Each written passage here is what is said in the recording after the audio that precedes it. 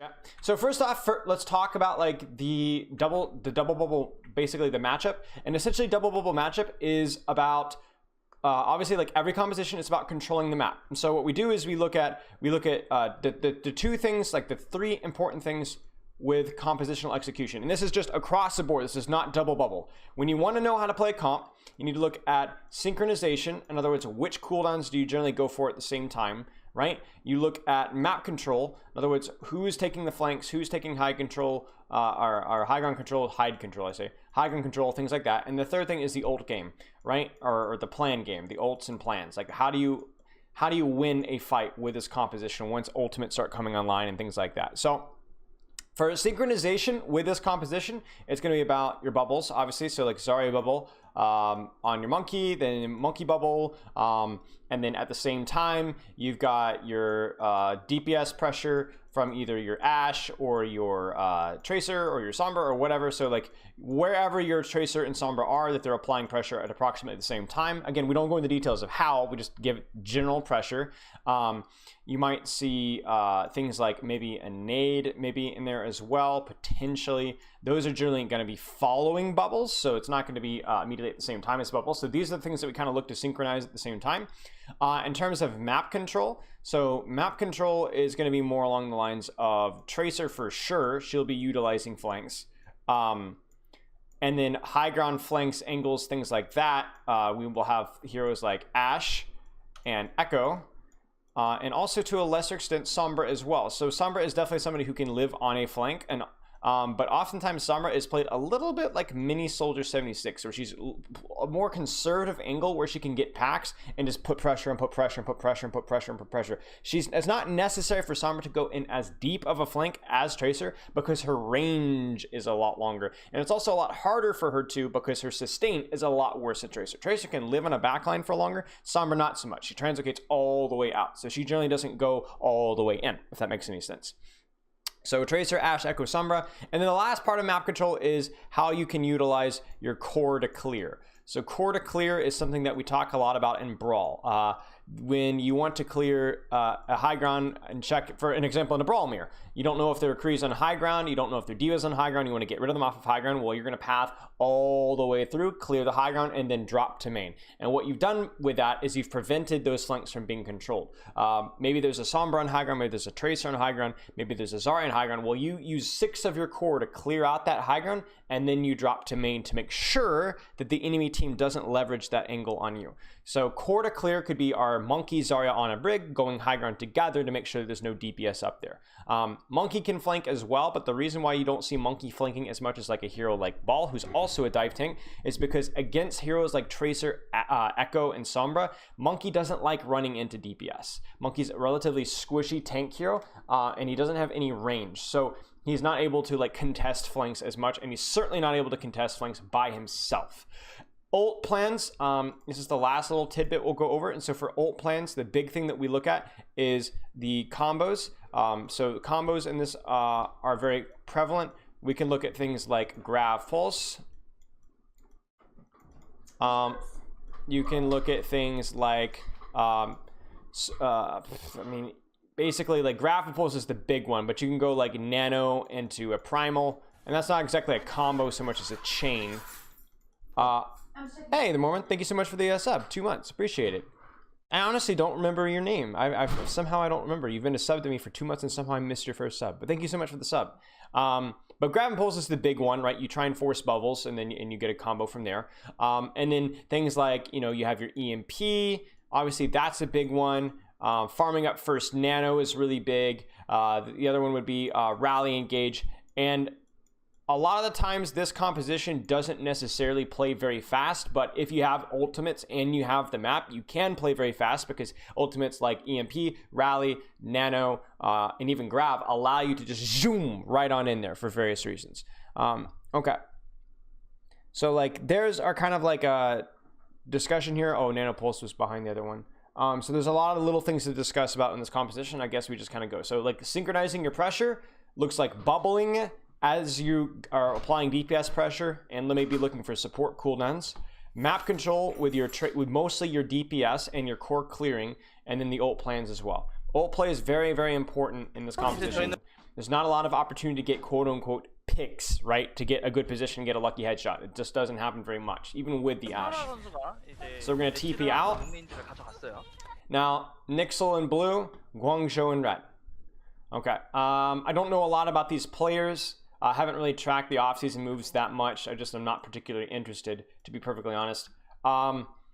These guys, like, I know this guy's a pretty good tracer. I mean, obviously we know Kariv. The rest of them, honestly, not so familiar.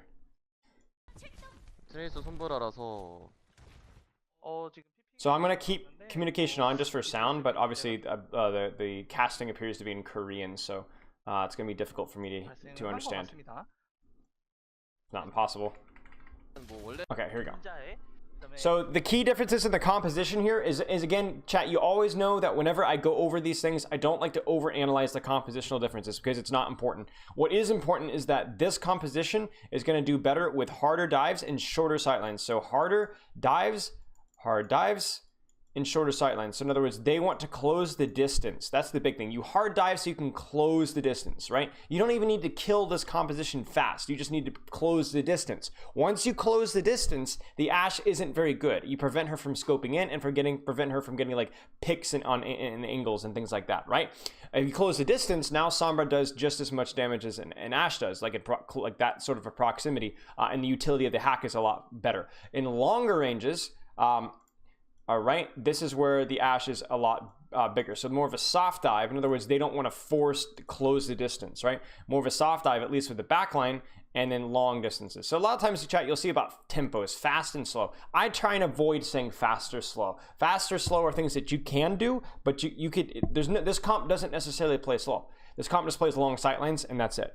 You know, you can play fast along sightlines if you want. You can go in hyper aggressive, and if your Ashe has a really good angle, then she's gonna murder a bunch of people really fast. You don't even have to play it slow. If you're playing the Sombra comp and you're playing in a really short sightline map where Ashe is getting bullied a lot, is struggling to actually get sightlines, then you don't need to play fast. You're just gonna you're gonna win as a result of that. Okay, so anyway. They're both going to be contesting high ground here. So they're both going to be going upstairs. They don't necessarily hard commit on the high ground, I would assume, but they have to at least contest it, because if you go straight to point, then the Sombra either has high ground to shoot down on you, the Ashe has high ground to shoot down on you, the Zarya has Ashe stuff to shoot down on you, the Ana can fish for nades. You have to commit your jump to get onto the high ground, which is bad, and their monkey can just drop. So high ground is very important in this map because it surrounds the point, right? The entire point is surrounded by high ground. So there's nowhere on point that's safe if there are enemies on high ground. 에트가 나왔고 상대방은 트솜의 윈자는 똑같은데 그러면 누가 더 유리한가요? 이 상성에서는 판타가 길게 갈 경우에는 이제 Now the question here for me, chat, why do you think Feather is going this way?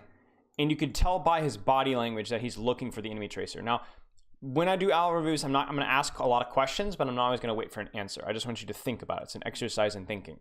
The reason is because remember with dive, you want to fight for map control and you fight for angles, because you do not want to be diving in all in the same direction, because the enemy team can kite out very easily. So let's say NYXL here is looking to dive these guys on high ground. Well, they know that Guangzhou can just S-key out of the choke and they'll be fine. Well, not if Feather is behind them, pincering them from behind. You see that? They get pincered. Feather shoots them in the back, the other people shoot them in the front. And that's very scary, and that's very strong for Tracer. Now, there's nothing stopping Eileen from doing the same thing. In fact, Feather anticipates the enemy Tracer trying to pincer him, his backline, as he is trying to pincer theirs. And so this is where Tracer mirrors start to happen, where both Tracers fight. Whichever Tracer wins, not only wins the duel in terms of like maybe you get a kill, maybe you don't, whatever, but you actually get access to their backline because that Tracer runs crying back to her mama, and you now get free backline access. That's why Tracer mirrors are so important, because these Tracers are fighting for control of the backline. Now, I don't see Sombra Tracer here, which might mean that they're playing with core just to like brute force 6 on high ground. But if Feather doesn't run into any confrontation and NYXL doesn't instantly die, then NYXL has a pretty good chance of winning this fight because of the superior positioning. I'm just saying NYXL. I'm sorry if you guys hate it. It's just New York, whatever. It's just easy to say. Very aggressive play from Yakpong there. Right. So you could see here. So you can see the issue here, chat. This is the issue, okay? Now, I'm not sure exactly what caused this here, but we're going to see Feather come in right there. But see, this is the problem. Look at the enemy team's HP, okay? And look at Yakpung, look at Yakpung and Jonak, okay? So we've basically, and plus Dynamite, right? We got a nice Dynamite, Yakpung got some great cleave right on that choke, and they went hyper aggressive, right? But the problem was this. Guangzhou forfeited map control early. In other words, they forfeited flanks early. They chose, we're not flanking, we're grouping a 6, and we're gonna hammer you. And so what did NYXL do? NYXL in that situation, they tried to meet hammer to hammer. But it was a 5v6 because their tracer was still wrapping around. Now, if NYXL had tried to meet hammer to hammer, but with Feather on the enemy backline, it's a different story. NYXL. I'm sorry. New York had tried to meet them head on, but with a Feather on the backline, then Feather would have absolutely farmed Guangzhou and it would have been GG's. But Feather wasn't there yet. We just saw him looking around and still pathing, trying to get there eventually. Feather is not even there. Feather is just there now. Look at his ult charge. Bang, he's there now. But Yakpung is already dead. Yakpung is already dead. So what we have here is we have New York has the better initial neutral, but they only have the better neutral if Feather is able to stage in time.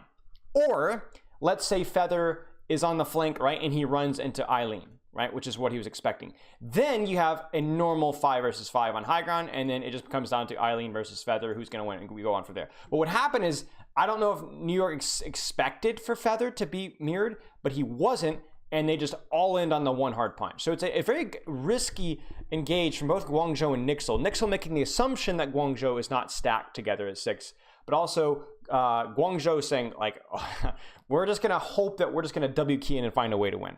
Now, the only other thing that I will say here is that this clumping mechanism might favor Guangzhou's composition better right now because they can instantly group up as 6 and play their shorter sightlines here. And if they can just clump up as 6 and run down and clear out this high ground, yeah, they might struggle with Feather in the backline a little bit, but they'll keep Flora in here.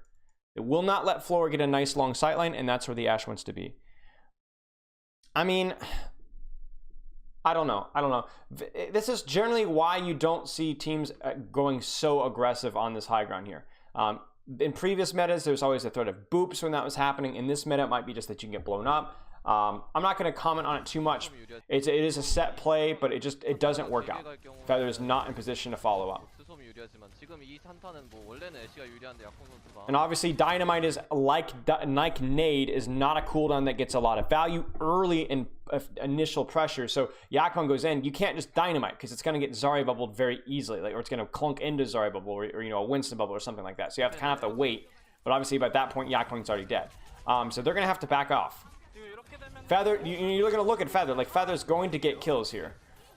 He might even get another, just because his positioning was so good. Oh, nice bubble. That was a really unfortunately timed nade. It was like a quarter of a second too early. What? So what happens here? So at this point in time, where's Mandu?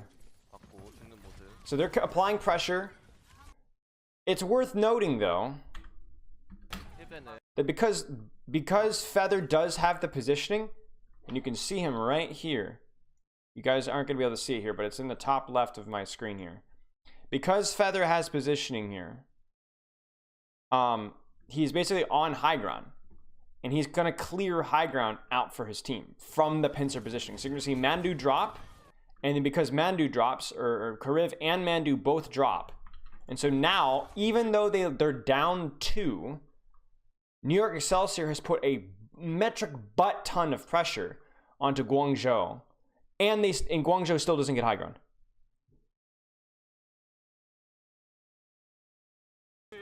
So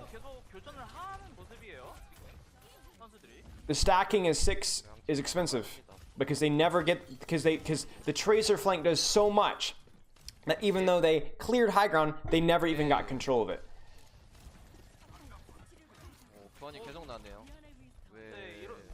This is very winnable from New York, by New York. Yeah, so we generally don't go into like evolve fights as much because that's less macro and more like communication, and that's not fun to review. Like, yeah, NYXL just, New York, excuse me, had the better coordination. So honestly there, New York, let's see what we think here. New York, initial neutral, they had the proper pincer, but the pincer was mistimed. However, Guangzhou was not able to deal with the flank feather very well. They did a very bang up, crappy job of it. Again, I don't know how cooldowns were utilized there, how Bash, how Nade was utilized there, but Mandu was 1 HP and never, ever, ever stabilized. He just ended up dying. And because of that, they drop off of high ground, whether they needed to or not, I don't know. I don't know if Krong needed to drop from high ground. Like, Yuzari dropping from high ground is a big issue there as well. And then New York Excelsior just takes the high ground and they just go right over again. So you can see they come from behind from 2 because of good macro fundamentals. The one fundamental they messed up on was obviously the timing aspect. If Feather had gotten there a little earlier, then this would have been a slaughter. They might have not have lost a single member of their team. Yakpeng might have survived. So Guangzhou needed to contest the high ground instead of dropping to the point. Right, so exactly, they needed to stay on high ground. If they dropped a point because they're all 1 HP, then we need to figure out why were they all 1 HP? How was Feather able to do so much work by himself? I don't know. So obviously when we don't have a replay code, we can't analyze that, but what we can analyze is that this is a problem, this was the problem, and then that's why they lost. We don't know like why that actually happened, but we do know that's why they lost.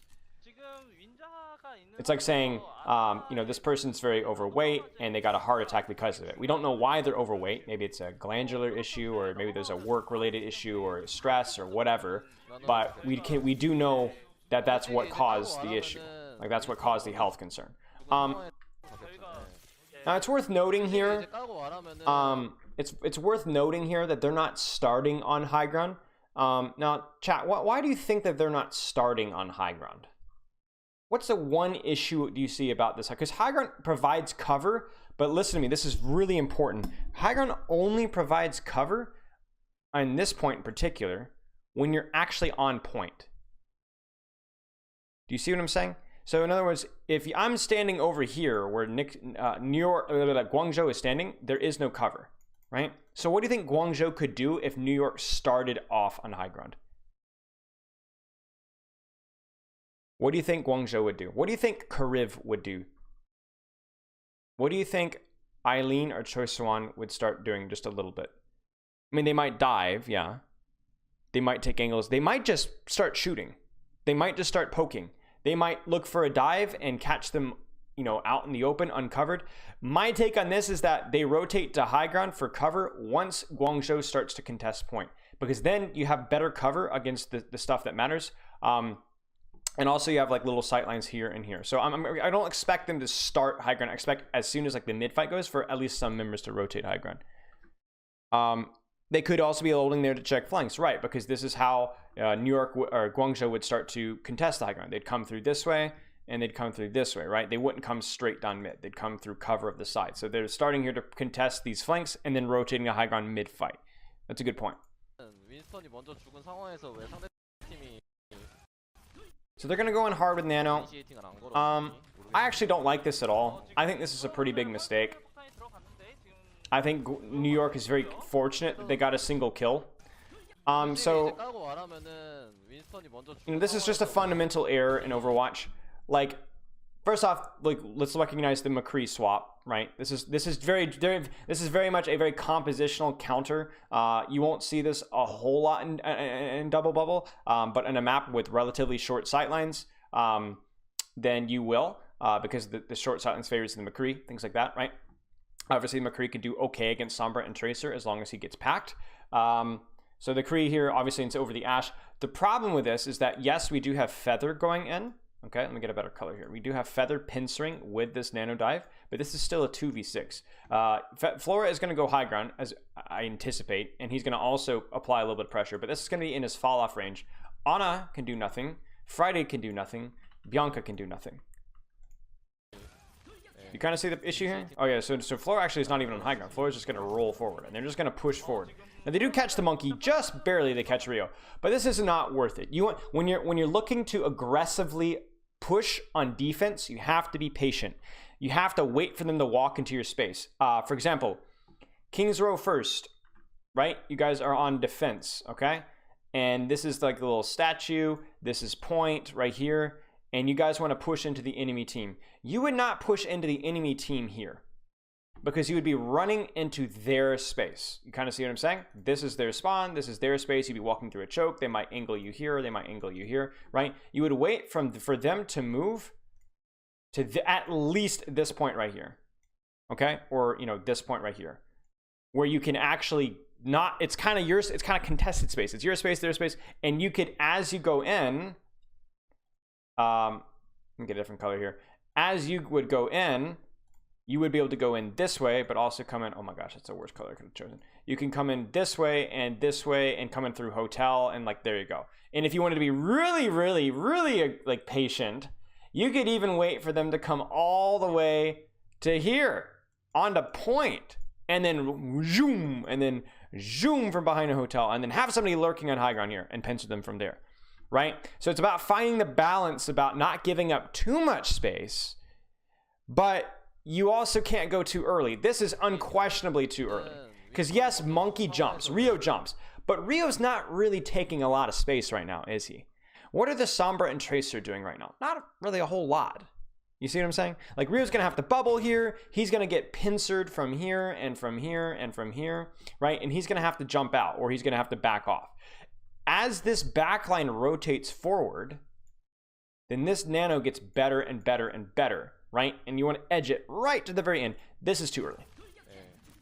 There's no capability to land a nade here, and it just gets kited out. Now, they do get Rio, so that's good. But that's, in of itself, not necessarily good enough for me, because we're not able to follow up and kill the rest of the enemy team. And obviously, that was very fortunate that they even killed Rio to begin with. It was very close to not getting a kill at all and just wasting a little bit of time. Okay, so Flo's going to go high ground. We talked about why he might not want to go high ground, but if they play the cover along the sides of the high ground, it's a little bit less of an issue. And let's see if, let's see what New York does here. So New York only has Primal here. So what they're going to need to do is this is what we expect from New York and Guangzhou. What we expect is New York to go in, wait very patiently for Guangzhou to go in hard, and then counter Primal backline to prevent Ana and Brig from following up on the Nano Monkey that's coming on the other side. Now, the concern here is twofold. One, that Guangzhou is very close to EMP. So it will be Nano into EMP, but it's more than just that. It's Nano into Primal into EMP. And what does New York have right now? Grav? That's about it. That's about it. So they don't have a whole lot to answer. In fact, Guangzhou's in a really, really good position to win this fight. So what we like to do is have Choi So-won and Eileen get rid of Feather, force Feather back, or if Feather's not around, to go and clear a high ground or a flank, right? And then as Nano Rio comes in, Choi So-won and Eileen are also pushing the high ground from an angle, right? From either left or from right. Okay? And then when they do that, they, through the strength of the Nano and the Primal, they force Jonak Flora to drop or whatever, and they take the high ground for themselves. At the same time, Zarya will probably be pushing through here. Maybe the backline tucks in through here, whatever. So let's actually see what happens now. So you notice that they're poking Yakpeng out. They're making his staging very difficult. Okay, so here's the DPS setup that we were looking at. Where is Rio?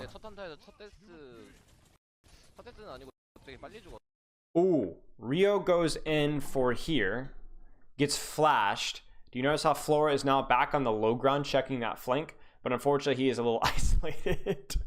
Flora should probably die here. Yeah, so Flora gets split from his backline. You want to be taking angles as McCree, but into a hard dive, you cannot take an angle that's completely outside of the LOS of your backline. So that's a big mistake from Flora. Either a miscommunication but that's a big, big, big mistake. There's no reason that you should have died that quickly. And also, what?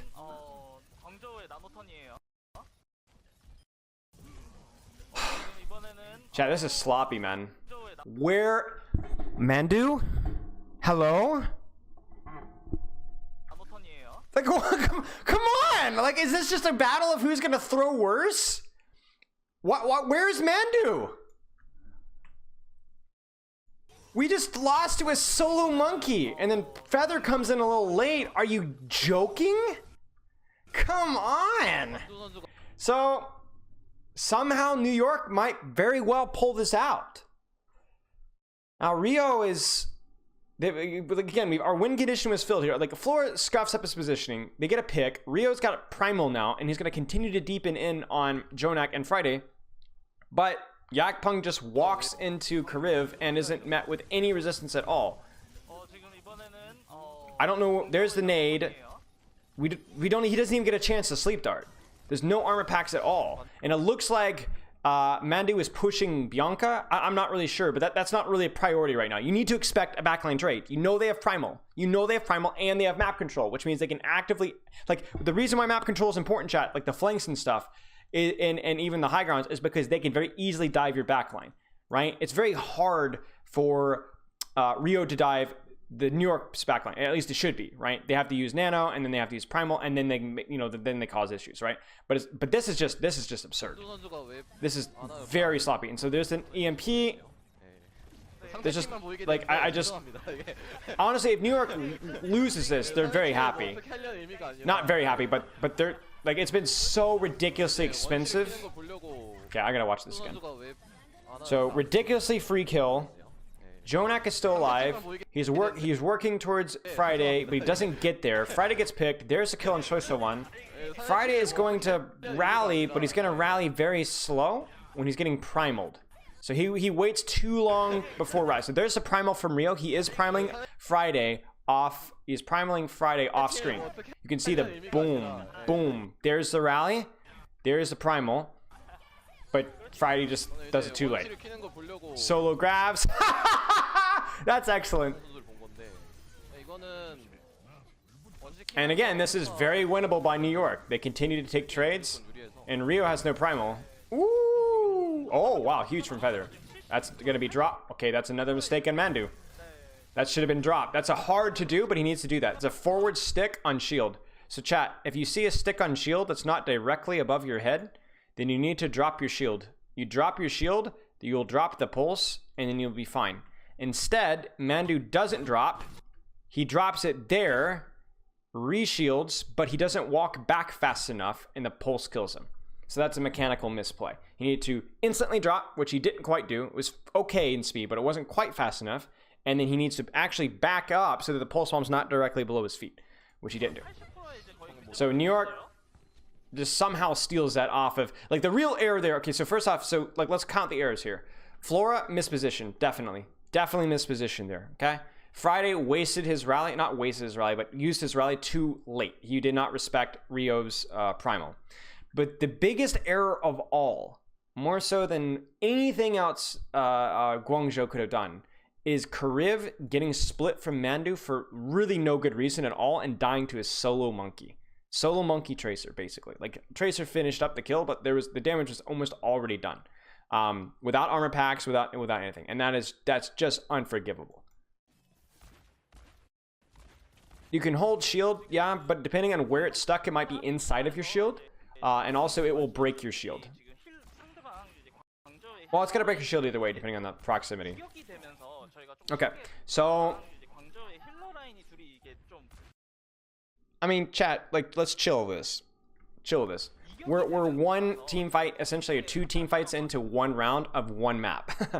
I'm flaming people, yes, but this is not a large commentary on the skill of the player. That's, you know, who knows why Mandu was in Narnet, you know?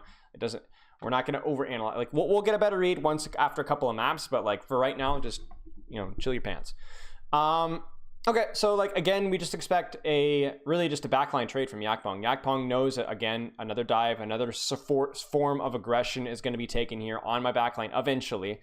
So at this point, it's just going to be about trading backlines as much as possible. Flora High Noon is a really weird ultimate. It's only really usable mid-fight comfortably. If you use it early in fight, it can be a little clunky versus dive because it immobilizes you. It can be used as a dive bait. You can like bait a dive and roll away, but not great. Again, I would love to see Cho Sewan and Eileen try and clear out an angle on their own and to try and fight for a flank on either side. That's the one advantage of the Sombra Tracer, is that Feather really can't really protect his backline consistently. In other words, you might think, oh, like Feather should be mirroring their Tracer, so my McCree is safe because we have better poke damage. But the problem with that is that Yakpong, or Chosuwon, excuse me, and Eileen can just 2v1 Feather and get rid of him anyway. So that's a little bit of an issue. Hydrate, thank you. When was this scrim? This was Friday, I think. Do you wait for Nano here, New York? I don't think you need to. As long as Yakpong doesn't feed, which in this case would be getting slept and hacked, he should be okay. He should be okay without Nano. They could, but I don't. They could though. Like Yakpong might play it like very slowly and like just mirror their monkey and not go crazy aggressive. Let's just see what happens though. It's very interesting to me to see how aggressive New York's backline is playing here. They're aggressively, yeah, they're just gonna go. It's very strange to me. I don't understand, chat.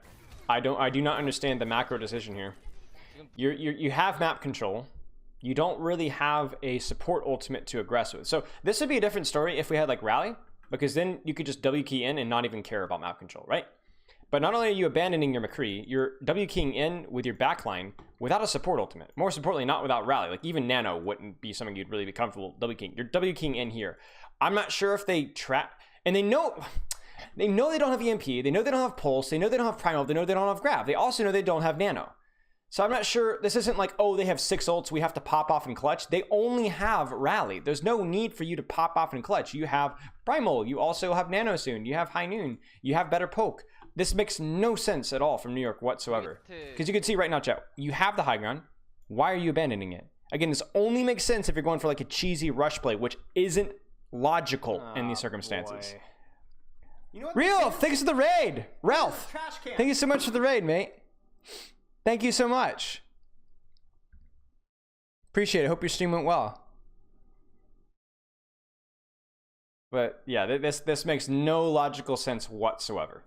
And you know, again, Jonak just dead. He's just dead. Just dead. They hack the brig. So you notice how Tracer's kind of like distracting a couple. He's putting an angle here, right? Controlling this angle here, going to contest high ground. Maybe make Flora drop from high ground because he knows he doesn't have support. They hack Friday, so no armor packs, no bash, etc. And then they go dive Jonak. So nice job from Guangzhou, but just it's just stupid. Like I don't understand. And then this is obviously just a terrible High Noon. Like you can't lock yourself into a High Noon in a bad location against dive.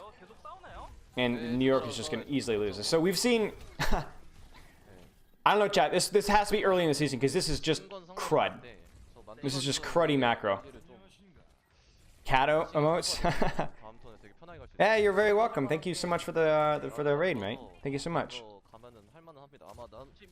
So honestly, New York just throws it. I have no idea what they're doing. They literally just lost a dry fight. They didn't use a single ultimate. Guangzhou didn't, and they just walked into point and got a kills. And now this is a disaster because now, yeah, oh, we have no Nano now, yeah, woo, woo, woo. Yeah, but now these guys have map control. They now have Pulse again. Now they definitely have Rally, and they're also now have another Nano. So like, you've done nothing here. Is the Sombra McCree better or why? I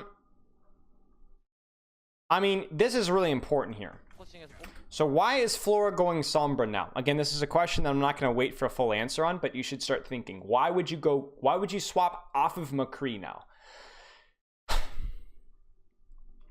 The reason is it's the same reason why on some maps, Defense Widow is a lot better than Attack Widow. Think about Volskaya Industries defense. The number of angles a defensive Widow can abuse and the number of sightlines a defensive Widow can abuse is enormous. But on attack, until you actually break past that choke, you're mostly funneled in really only 1 or 2 locations, right?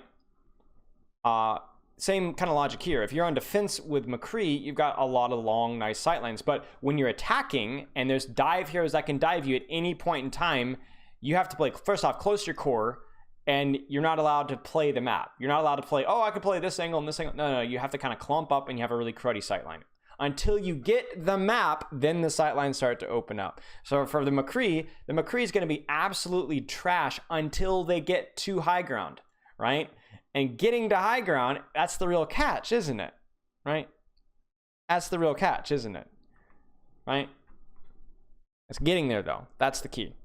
So he goes, I don't know. There's going to be a battle to get to high ground here. I'm going to go a hero that can actually support us getting to high ground. A hero that's not as vulnerable to dive. A hero that can actually battle these guys on flanks. Yeah. Alright, listen. I don't even know how... Hysterectomy? Like, honestly, man. It's like you just had... It's like you were feeling really ill and just like sneezed and whatever you just like whatever the noise made, that was your name. Like, it's just a terrible name. I like, it's fitting. I'll give you that.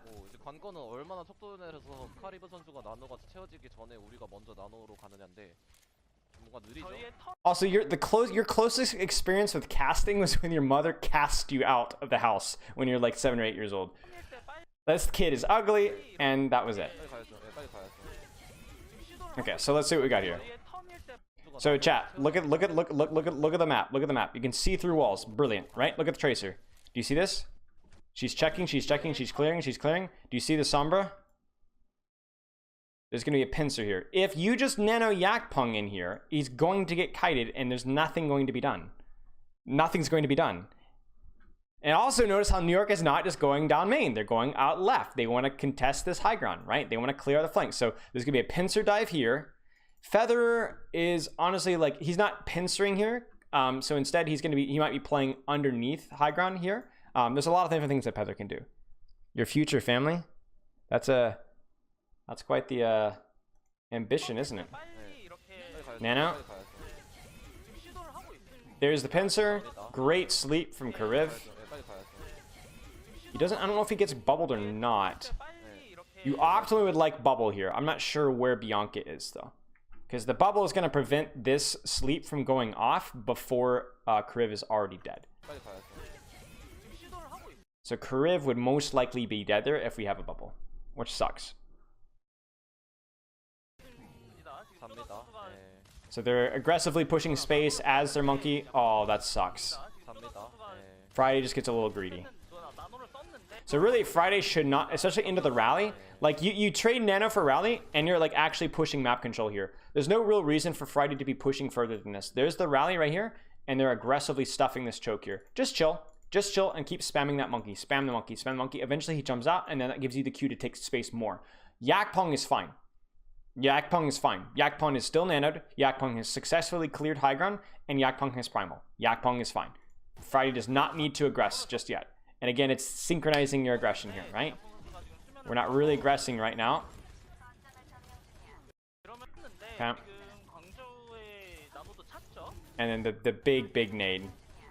Really, Jonak needs to hustle out a little faster.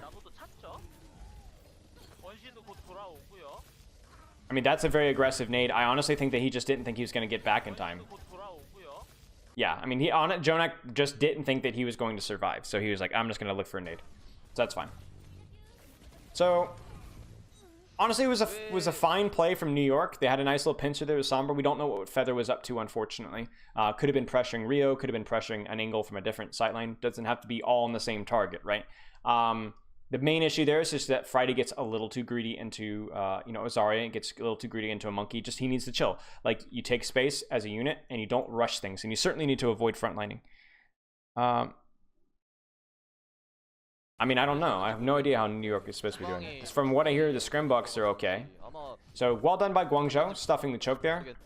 Really phenomenal sleep by Kariv. I don't know how they were able to get away with just a sleep dart there, but they did. So the main error there was just, Bianca not getting the bubble for whatever reason on Yakpong, and Friday dying unnecessarily, really. Ooh, careful. Feather needs to be very careful about how aggressive he goes right now. Like, what? Oh, I know why. I know why. They found Translocator. This is our little friend right here. Flora. Flora found Translocator. That's why Feather's going so aggressive. Bingo. Poor choice of one. It's like, what? What? My E! My E! Brutal. And now, like, again, aggressively pushing space here. Aggressively pushing space. Now, I'm curious about the timing here. We're on a brig here. Are they just going down main? They might just be going down main. Yeah, it looks like they were just going down main. So we're no longer clearing out left. Now, that is an interesting choice. I think that's... Why would you go down main? There might be a specific target they're pushing here, but I think going down through left here is totally fine as well. But sure. Okay. I'm really curious why Kariv is so far forward, though. Like, Kariv should be not here.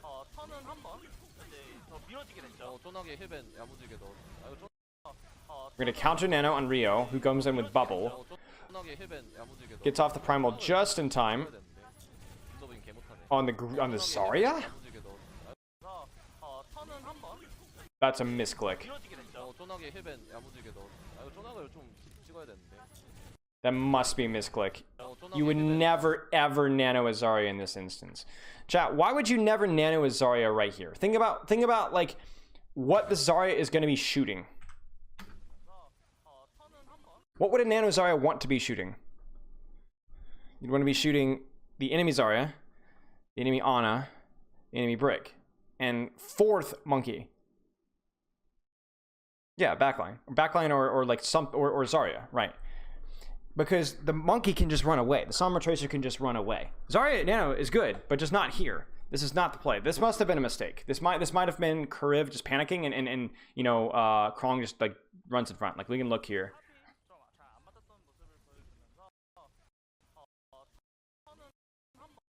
Yeah, it very well could have been intended for Rio, and it, you know, Rio bumps out of the way and it goes in Krong. Because if Rio gets this Nano here, he's going to go a little deeper with that jump, I assume, and this backline is dead. Like, Jonak and Friday are likely dead. Bianca will probably bubble them off, or if he has a bubble, but that would be immense value here. Again, pincer on the dive. I want you guys to look at this dive here. It's frontline pressure from here, but look at the positioning of DPS on New York here. Right here, we're in. Feather here. Where's Flora? Yeah, Flora's, you can't quite see Flora, but Flora's back there on the back. So 1, 2, 3 angles of attack on a dive, right? Nowhere for them to hide. I'm just confused why Kariv is still positioned there. Like, why Kariv is positioned there. I feel like that's a little bit risky. Now, I would not want Kariv to go high ground, like directly high ground, because obviously when Primal is on the board, standing out open high ground is just a suicide wish. But I don't think this is a good idea either. Like, I want this Monkey to use more than jump to get to me. In other words, Kariv should be like here-ish if possible. Yeah, Kariv I feel like should be here-ish, and then can move this way and towards here. At the very least, he should have been marked there. That's unfortunate. Okay, unfortunate. Brilliant nade from Jonak.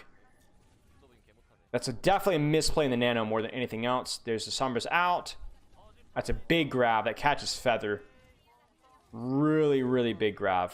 That you never like, Feather should never. Oh, jeez, that's so bad. Because there's no way Bianca dies here. Nice sleep. Holy cow. Caught to the very like edge of his head. And obviously becomes a lot more expensive for New York than they would have liked. So 1, 2, 3 ults. And this is 99%, so they don't really care. Nice shot. Oh! Oh! Okay, so big takeaways here were some questionable positioning decisions from like Kariv and Mandu. There's some struggle with peeling. Lots of deaths to just neutral dives. Like a couple, like for example, like this dive here, right?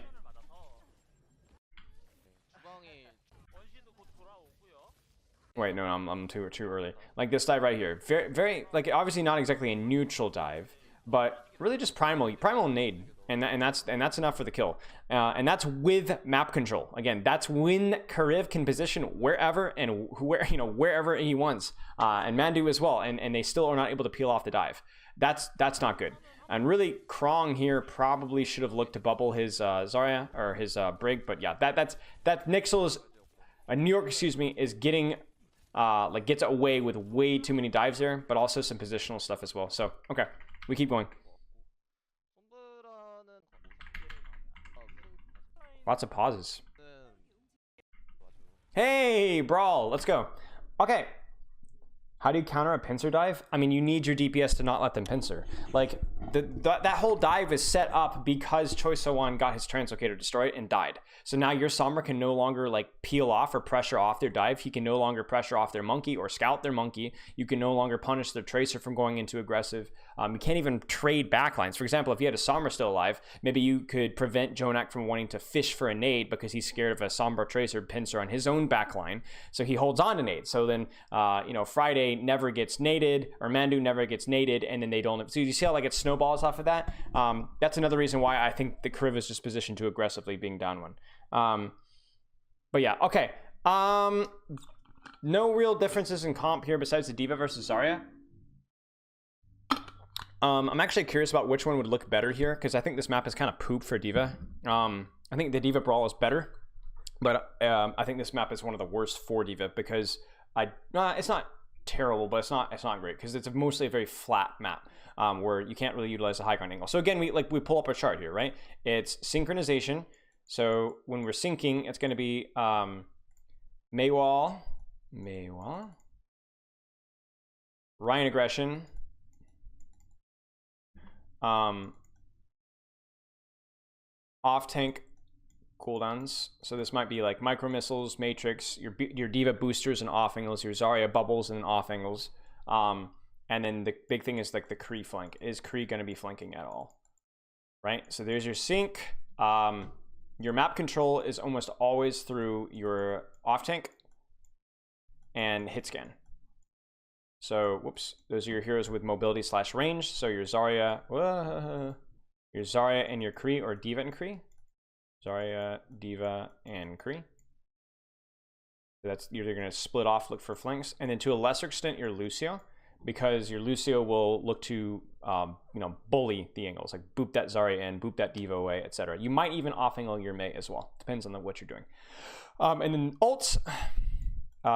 You've got, really D.Va has an answer for a lot of these, but you can grab Mei, you can just grab, you can window force lamp, and then you go on from there. So like, I'm not going to go in as much of the ult play here because I don't expect either of these teams to play a lot of Brawl, so I don't want to spend a lot of time on it, but yeah. Okay, let's see if any of these teams are going to be clearing out mini, because you have to look at this part of the map. So okay, so they TP. This is a very important part of the map, because if you control this part of the map, whoever's on point is getting screwed from main and from this part of the map, right? So teams, I'm curious to see how aggressively teams fight for in here. This part of the map is also valuable, but it's a little risky to go there early because it's very easy to get booped. So very, very risky for your backline, especially.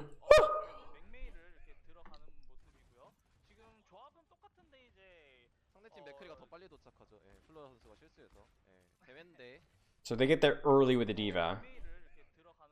They choose to wait. By they, I mean Guangzhou chooses to wait a little bit. Let me turn this up a little bit.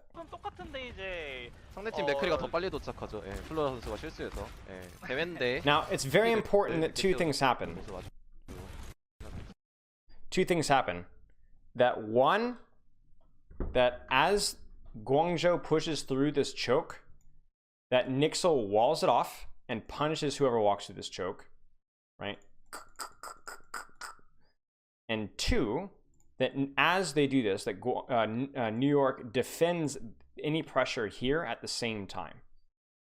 And if there's no pressure here, in other words, if Guangzhou walks through this choke as 6 and nobody even tries to come over here at all, then that New York then flanks themselves onto the backline.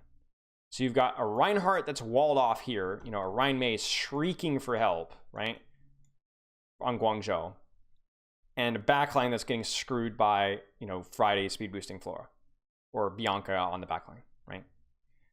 Because what Guangzhou's going to do is they're either going to simultaneously push through here and push this door at the same time, or they might push on main, on the Mei wall, and they might go up the high ground with the McCree at the same time.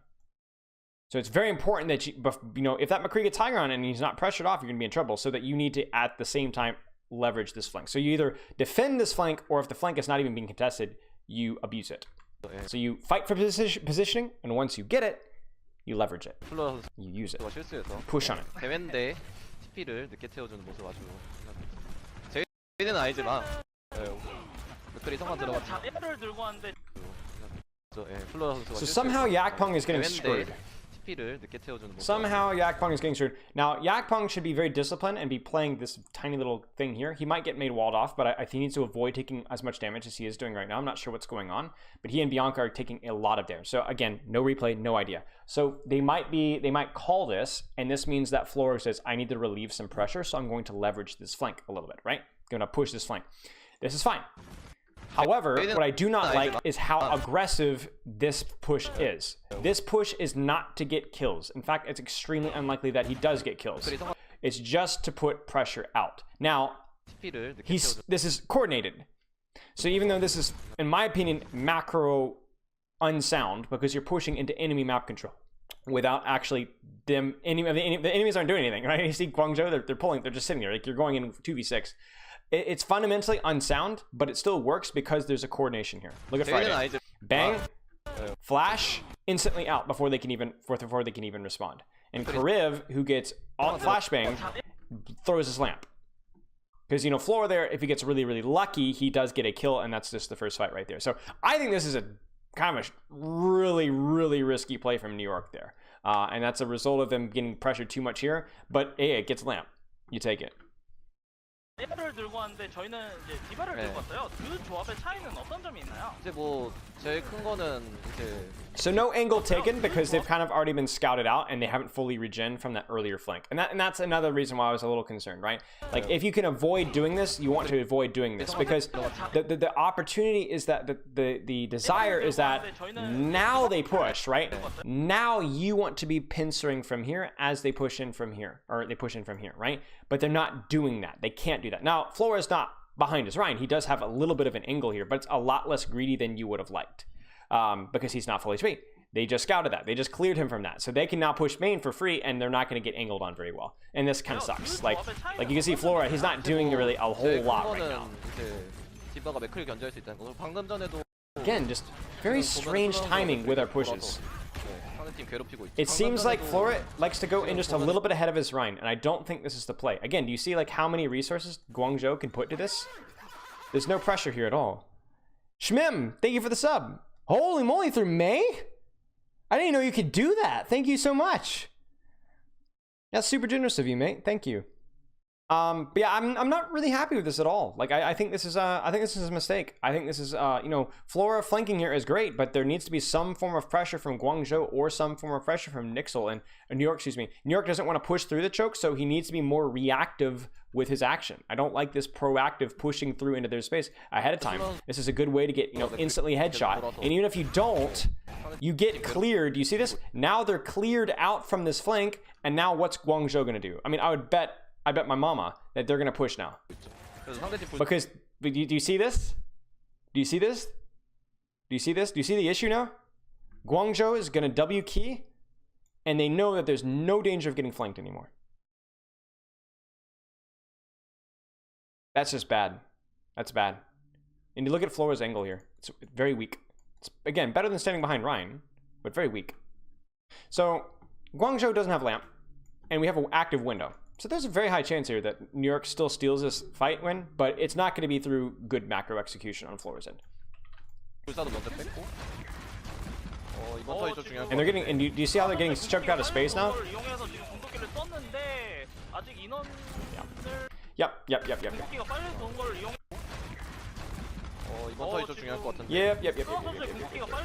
Wow. Macro fundamentals, chat.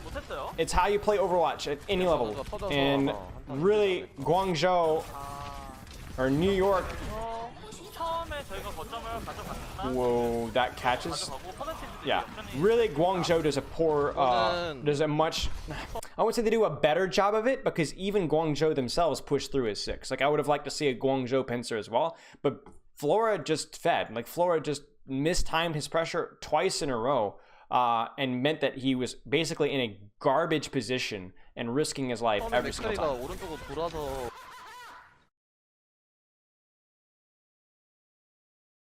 Silk, thank you for the sub. Appreciate it. 디바가 맥크리 I mean, 조합의 차이는 어떤 Flora 점입니까? getting split here is the play, but you need to want to get split where you want to get split. You see what I'm saying? You guys ever have like that experience in like plat or gold, you know, or really any rank, and like fights get really messy and everyone's kind of doing a different thing like all over the map and it's just a chaos. Like, that's not the type of split that you want. You want to be like, okay, I have a really good position on the team fight right here, but I'm not positioned with my Rhine, I'm positioned here. Right? Here, this is just chaos. This is everybody's on a different page. Diva's going in, May's going out, Ryan is also out, Flora's in, Bianca's in, but May and Ryan are out. So there's like a desync here with pressure. And so this is how you lose. Like, this is how you lose. Like, again, Jonak, like in Jonak windows here, you want to be angling because everybody's looking at window right now. Nobody's looking on the flank. Nobody's looking on a flank, right? But because Flora really mistimed his pressure here, there's no value out of it at all. Now, I will say Feather is getting some value, maybe, but he doesn't get enough done. And honestly, I don't think Bianca needed to boost her in there. I think Feather was okay. Okay. Right. 상대 팀도 불사가 빠졌고요. 근데 우리 팀 불사 Like, you don't want to split accidentally. It should be like a purposeful 아쉽네요. 만약에 decision, 그렇게 됐더라도 이제 like conscious. What is it spectating, please? 할만했는데. Good gosh, man. 못했네요. 저희 선수들. That person is dead. That person is dead. 형태로는 그러면은 턴을 어떻게 Okay, so this is where things get a little bit interesting because you have basically mirror shatters, and that always becomes like just see which Rhine screws up and or which split gets too aggressive, and you can just shatter that. But the real problem for New York is that there's a serious beat differential here. So in other words, there's a very good chance here, not a very good chance, but there's a definite possibility that Krong gets Grav before beat goes off. So what happens is if you're Guangzhou, you're gonna like basically you can play around the map, you can play around the space, you could just play chill, you grab when you get it, there's gonna be a beat involved. Well, yes, Feather has May, but are they going to be able to like I'm just thinking about this. How would I retake this if I was on New York? I have a bad habit, chat, of like cheering or coaching one side more than the other. So I'm trying to break it, but it doesn't help that this is shown from New York's standpoint more than Guangzhou. Again, try to contest, clear out right as you apply pressure on main at the same time. And maybe if you get right, if you get mini, you can high noon once you get that sightline. So you could high noon pressure. And then maybe you could, like, you know, aggressively push with Blizzard from main and look for something from here. Like, they don't have Diva. They have bubbles, but they don't have Diva. So if they can catch somebody without a bubble. So Krong is going to be a little bit energy dry if New York plays their cards right. Because he doesn't want to use his bubbles because he's anticipating Mayo, right? He doesn't want to use his bubbles. So this will be interesting. It could hurt Guangzhou's neutral. They're gonna split rotate. There's a nice little split push there. And they're just gonna high noon for space.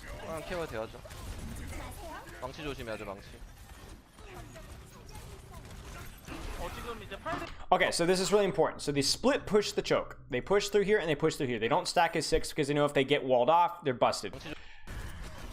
For example, right here, do you see how Feather might be in serious trouble if all of his teammates were behind here? Instead, you have a pincer from here and a pincer from here. Brilliant. So they break the choke with a nice little split push. They high noon as well to make Guangzhou back up. Great. So you've used one ult, but you broke the choke. And then they use May ult to break the next choke, but also because this is what Feather sees.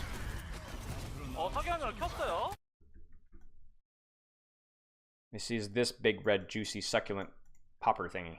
Okay. 케어 돼야죠. He sees personal bubble, 망치 which 조심. means Krong should be frozen. He messes up Maywall, and so he tries to Maywall Krong to prevent him from running.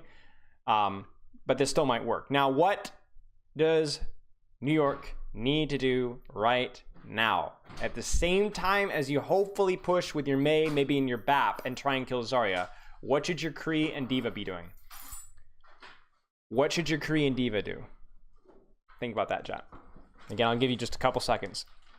Yes, go up left. Yes, you're speeding up left, and you're going to take this position right here. Because even if this Mei ult doesn't get a lot, you're still okay. Because now you have point pressure, you force them in these small chokes, and guess what they have to do to get out of these small chokes? They have to walk out this way, right underneath the high ground that has all LOS on point. So New York, pretty solid. This is pretty good. Let's see if okay, it's interesting that Bianca doesn't go high ground. So Bianca is, instead of going to leverage his own high ground, he's going to defend against any flank that they might still have. So this is good. Eileen might very well die here if they're not careful. So Bianca is going to bully. Yeah, Bianca just solos Eileen. Brilliant. Brilliant. The synchronization, main, speed, high ground. Bianca's isolated because of the male. Then Bianca just or Eileen is, and Bianca just goes in solos.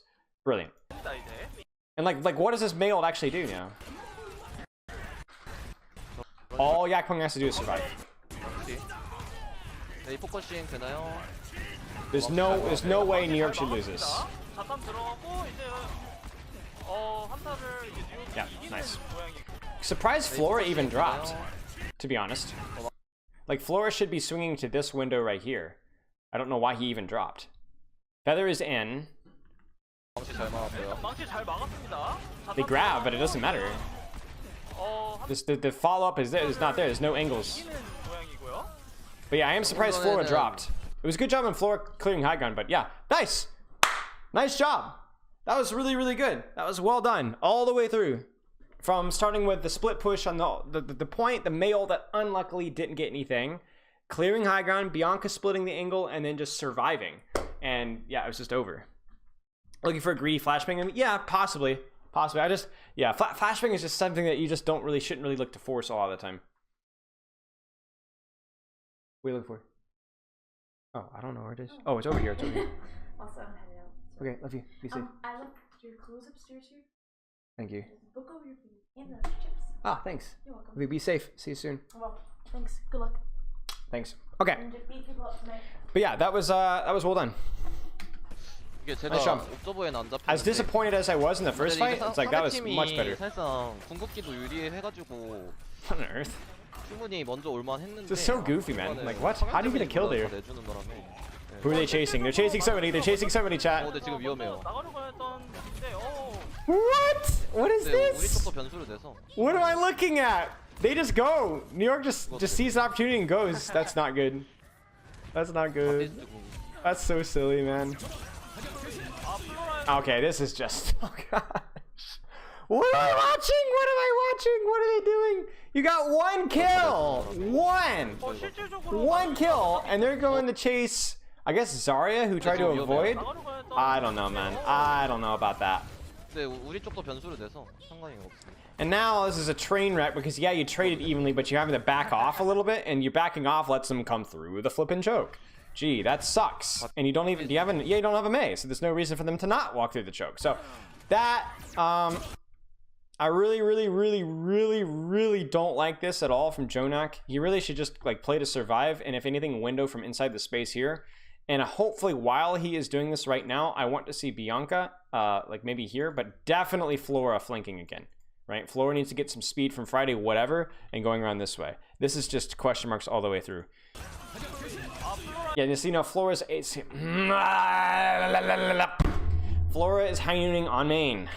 That is the worst thing that Flora can do right now. Why is Flora behind his Reinhardt? This is a brilliant high noon. Gee, look how effective this high noon is. The high, like all this guy has to do is walk 1 inch this way, and the high noon is useless. All the Reinhardt has to do is go in here, and the high noon is useless. And who's gonna stop him doing that? Nobody. Nobody. Fundamental Overwatch, ladies and gentlemen. Fundamental Overwatch. Like. 근데 라인을 잡았어요. 그러니까 이게 상대 팀도 우리 팀도 이제 No, 아쉽다고 no, 생각하는 no. 이게 분명히 공이 있었거든. Probably a Hail Mary. Yes. So if you're going to Hail Mary, though, you don't Hail Mary like this. This is never going to Hail Mary. If you're going to go for a clutch play, don't go for it here. Go for it here, where it might actually work. You see what I'm saying? Hey, Neapolitan. Thank you, Kraken. Thank you so much. Appreciate it. Like, the odds of, like, standing here and expecting it to work are just nil. 왜 바뀌었어요 되게. Maybe, I mean, top left? Sure. Yeah, exactly. That would be your Hail Mary. If you're gonna go for a clutch play top left or flank through right and like flash fan their BAP and something like that. But this just isn't it. Like, it's just so easy to deal with. 아쉽네요. 오 근데 왜 바뀌었어요 되게. 여기서 킨 건지 모르겠습니다. Yeah. Like, the only reason you get the kill there is because the Mei wall honestly makes Rio forget about the high noon. It unironically makes him forget it. Is it looking good for NYXL or New York? 이제는 Honestly, no team has looked very good right now. Like, 자탄이 차기 전에 like, okay, this is where, like, I know it. I just don't know what the average team in Overwatch League is performing at right now. Because I see a lot of really basic fundamental errors, but I don't know if that's just something that's like early in the season or what. So, I mean, we saw this with the Steel Series Invitational. We didn't really see, the only time I felt like I was watching sound fundamental Overwatch was sometimes when Paris was playing Brawl and sometimes when London was playing Brawl, especially in maps like Dorado and things like that. A lot of the other times it just feels kind of messy all the way through. The Glads played Lijiang Tower pretty well. I think that was okay fundamental Overwatch. But there's been a lot of sloppiness. 메이공으로 빠르게 한번 가면은 좋을 것 같은데 팀킬. What? 자탄이 차기 전에 메이공으로 They're just walled Flora! He just walled him in! Okay, like, listen, chat, I'm not setting the bar that high. I'm really not, okay? I promise you I'm not. He just walled him wrong. He just walled him in. 같은데 팀킬. 저 메이 공은 그대로 썼어요. It's a good blizzard. It's a really nice blizzard. 할만합니다. Blizzard is not an ultimate that you're going to be killing 6 with almost ever. Teams are too smart about playing around it. Okay, first off, why does 차기 Guangzhou 전에 push? 메이공으로 빠르게 한번 이제는 너무 늦었습니다. 예. 뒤로 물러나서 써봤자 지각이 안 나오기 때문에 이제는 상대팀 자탄이 차기 전에 메이공으로 빠르게 한번 Okay, they push split. That's good. 가면은 좋을 것 같은데 팀킬. They catch Flora. 메이 공은 그대로 썼어요 말씀대로. 할만합니다. Yeah, high nooning wasn't the play. 저 메이 공은 그대로 썼어요 말씀대로. Yeah, high nooning wasn't the play though. High nooning wasn't the play. The push was okay because they had like a 2-man advantage, but high nooning wasn't the play. 할만합니다. And again, they push split. Push split is the only reason they even killed Flora. If they had pushed as 6 to this choke, 2 more people would have been blizzarded, and Flora never would have died. 할만합니다. But goofy, man. Goofy. 자탄이 차버렸어요. 버틸 수 있을지. I'm gonna start like calling preseason poo season. Like, poop season. 차버렸어요. Yes, I am that juvenile. I'm so quirky, guys. 감독님 말씀대로 저희가 할만합니다. They get the kills, but what happens here? 바뀌긴 한데요 좀 라인. Oh, they just grab. They just don't have anything for that. 버틸 수 있을지. And they just beat through it as well. Yeah, they just have a massive ult advantage. New York has kind of mismanaged their ultimates a great deal. What? Ooh, winnable, winnable, winnable. 이거 잡아야죠. 네, 잡아야죠. 오. 그래도 교환이 지금 나오고 있는 것 같아요. Yeah, and basically the fast swap on the Reaper. Okay, sloppy brawl mechanics on or macro on both sides. Sloppy. A lot of 6 stacking, a lot of mistiming of push on flanks, walling your own teammates in, trying to clutch, standing out in the open on main. Overextension on pursuit of kills is a big one, going like through chokes when you're only up 1. Silly stuff like that. Silly. A lot of this is either communication or positional. Yeah, I mean, yeah, there you go. P season. That's true. Yeah, but P is like a little less offensive. 두 번째로 아쉬운 거. I want them to feel bad. You know? They should be ashamed of themselves. 네. 그러면 Okay. 그 부분에 대해서 이번 Let's see what we got here. 개선이 될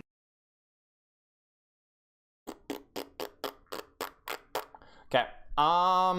I mean, we've already talked about Briggs N versus Double Bubble before and previous, but we'll TLDR it really fast. Basically, longer sightlines, more flank control with your individual heroes, right? Because these guys are more self-sustained because they can have armor pack, they can have Harmony Orb from across the map. Whereas this team, the Harmony Orb, Discord, those things aren't good for flank control. But Nade and Sleep are great for Brawl. And then also things like you compare Ball to Monkey, longer space, longer sightline, can 1v1 him very easily. Diva, same kind of thing. So what you're going to see from, I assume what Guangzhou is going to do, is I assume Guangzhou is going to roll out high ground. And if they run into New York on that high ground, they're going to run them over. The big thing is that you have to look at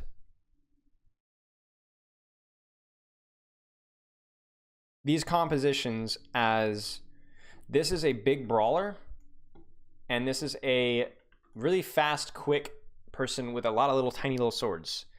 And if this person ever gets a hold on this person is dead. Okay? But if this person can avoid and poke and jab at you with their Ball on the flank and their Discord, right, and their Harmonied Tracer, who's way better than your unharmonied Tracer, then you're gonna eventually die to 1,000 paper cuts. Okay.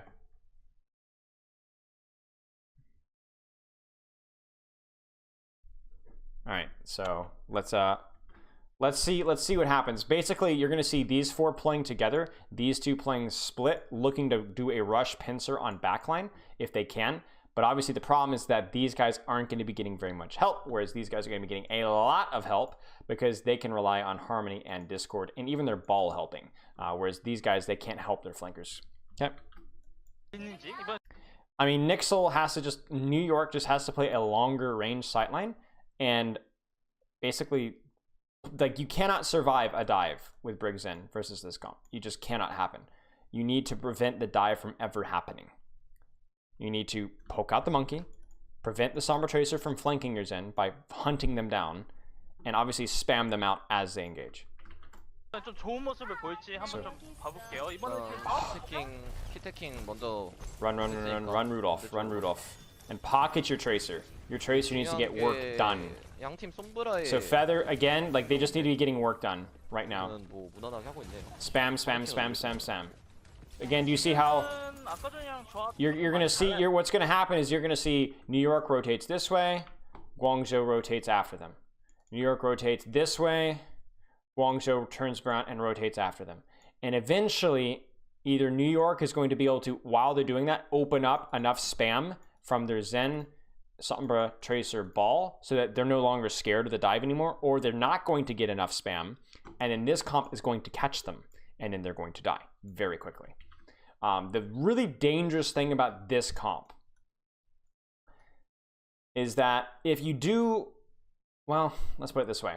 The problem with the non-mirror here, and it's the case with a lot of non-mirrors, is whichever team loses is in a really bad spot. A really bad spot. Because if you lose this fight as this comp, you give the Zen Brig high ground, and you walk through a choke, and now you're being spammed at from a million different angles. Not like you are right now, it's 10 times worse.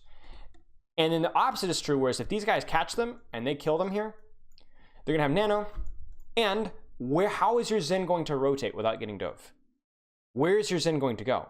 They're going to have the pincer already set up. Remember what we talked about with the McCree swapping the Sombra on the retake on the first round because he had no sightlines, right? Because he's retaking. Same thing's going to be here. You might have to see Jonak go Ana if they don't win this first fight. And obviously that's just a snowball. So this is a very, it's going to be rough. So you see how much pressure Yakpong is going to try and put out there. Feathers, Harmony Orb, big surprise. This is huge. This is what must happen. I actually think this might be a mistake on Rio's standpoint because I don't want to see Rio splitting off. You see, Rio's splitting off. Rio should never be splitting off against this composition because you're getting split off. It's not like, oh, they have an Ana, right? An Ana. And they have a Zarya that might shoot you a little bit. They have Discord. they have Diva damage, right? Which is a lot, like it's going to be a little tougher on a Winston at range than it's going to add up, right? But more importantly, they have the Discord and the spam. And they have a Harmony Tracer, which means that Tracer can play hyper aggressive, more so than a non-Harmony Tracer. So this Winston can split in a mirror here. If he's very careful, Winston just can't split against this. He just can't. There's so many people that can chase you down and poke you out and spam you out. You know, obviously, if it's like a Somber Echo, it's also bad with the Briggs in, or an Echo Tracer with Briggs in. It's another mobile hero that can poke you out. Monkey can't split. So this is a mistake. He needs to be here, and they can like look to force a dive like this if they want to, right? If he's playing the stall point, then he wants to be playing with his back against the wall here, not pushing up through here. So this is a mistake, and it's massive. It's massive for it's massive for New York, because now if they just can't dive, like they just can't dive now, and you're just opening up more time and more opportunities for you to poke these guys out. So this is brilliant. 그럼 플레이 성향인가 어떤 식으로 좀 다를까요?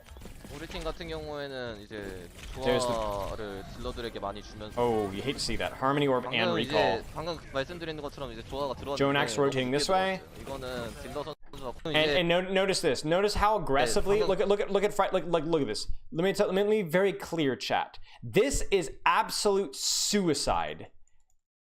If Monkey has bubble. And and I assume that it wasn't just bubble. I assume that they also probably forced Eileen's recall here. Maybe they forced translocator as well. They basically were like, okay, no monkey bubble, no one of these DPS, they can't dive. If they dive in with monkey plus tracer here without a recall or without a sombra or whatever, it just doesn't matter. This is a suicidal rotate because they can now be dove here and they're too close and there's nowhere to kite. But they're doing this because they know that they can't get punished because they already forced monkey bubble. They were able to just use mouse 1 to force cooldowns from these guys. And that's really important. Here's a hack. Eileen's like, oh, I can pincer dive in this, but he just dies. Well, in fact, he doesn't get hacked. He just gets clipped. Brilliant. So really sloppy from, like, I'm not sure what the deal is with Eileen getting clipped there. Like, Eileen, they were clearly not in a position to dive. He should not have been going that aggressive. I also don't know the status of his recall, but really good job by New York enabling Feather, enabling Flora to put constant pressure up. Like, you could look at their ult charge. They have a slight edge in the ult charge on both of these. Now, they both just died, so that's obviously a contributing factor, but they're the consistent ult charge edge there, just a little bit. And look at Rio's ult charge. Look at Krong's ult charge. You see this? Nothing. They're getting passed by both of the enemy tanks.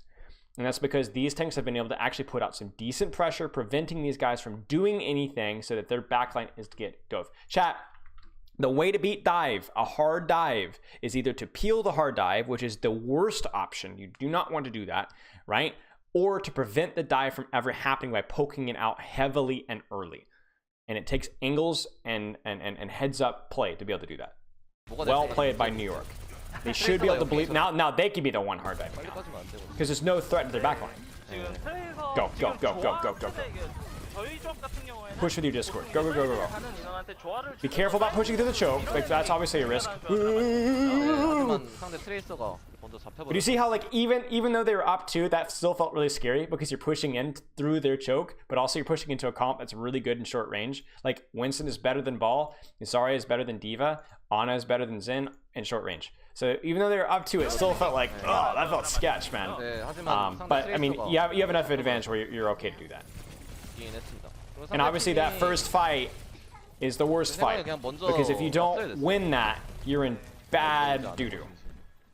Because now we have a positional advantage, and the big thing here with the Briggs in is if they can possibly cycle their support ultimates, if you can get a rally going, and then a trance going, and then a rally going, and then a trance going, you make it even harder for this hard dive to be successful. Why did Rio bubble so early at the start of the fight? Because he was getting chunked. He was getting chunked. If you go back, he was getting chunked. He bubbled to prevent getting chunked more. Now, he got chunked because I think he mispositioned. I don't think he should have been split from his backline, and if he was, he should have been closer to cover, up against the main pillar. But he was getting chunked. Okay. So, worth noting that they're not even going high ground here, generally because from what I know of this high ground here is is it's not so much the lack of cover, but as soon as you fall off from high ground, you're in kind of bad spot there. So if they just nano monkey in, where do you kite here? It's kind of awkward. Whereas back here, you're a little further away and you have more kite opportunities. 이게 충분히가 So 아니라 again, can they continue to poke out New York?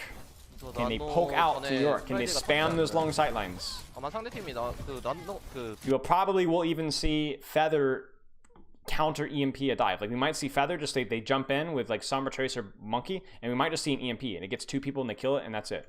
We'll see what we'll see though. 체크가 된지. We're close to rally. That's very important. 맞습니다. 실제로 거의 98%기도 하고요. 저희가 좋죠. And look at that. There's the dive. The dive fails, and now it's their cue to go in. Even though we're talking about Briggs in. No, you're not the one diving. No. Screw that. You can absolutely dive, but only when you know that you can't get traded there. That's a fat EMP. It's a fat EMP here. Now, Friday needs to be very careful because we don't know where the DPS of New York, Guangzhou are. They could still trade Jonak here, so we need to be very careful here. EMP가 먼저 쳐서. EMP로 먼저 템포를 잡았어요. And it's happening right now. Ah!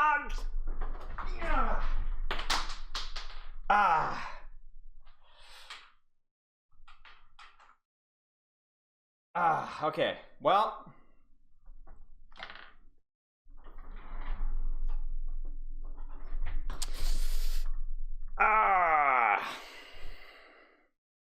We don't need you to push forward as aggressively. You throw 1 pack on Jonak here and it's easy. Easy win.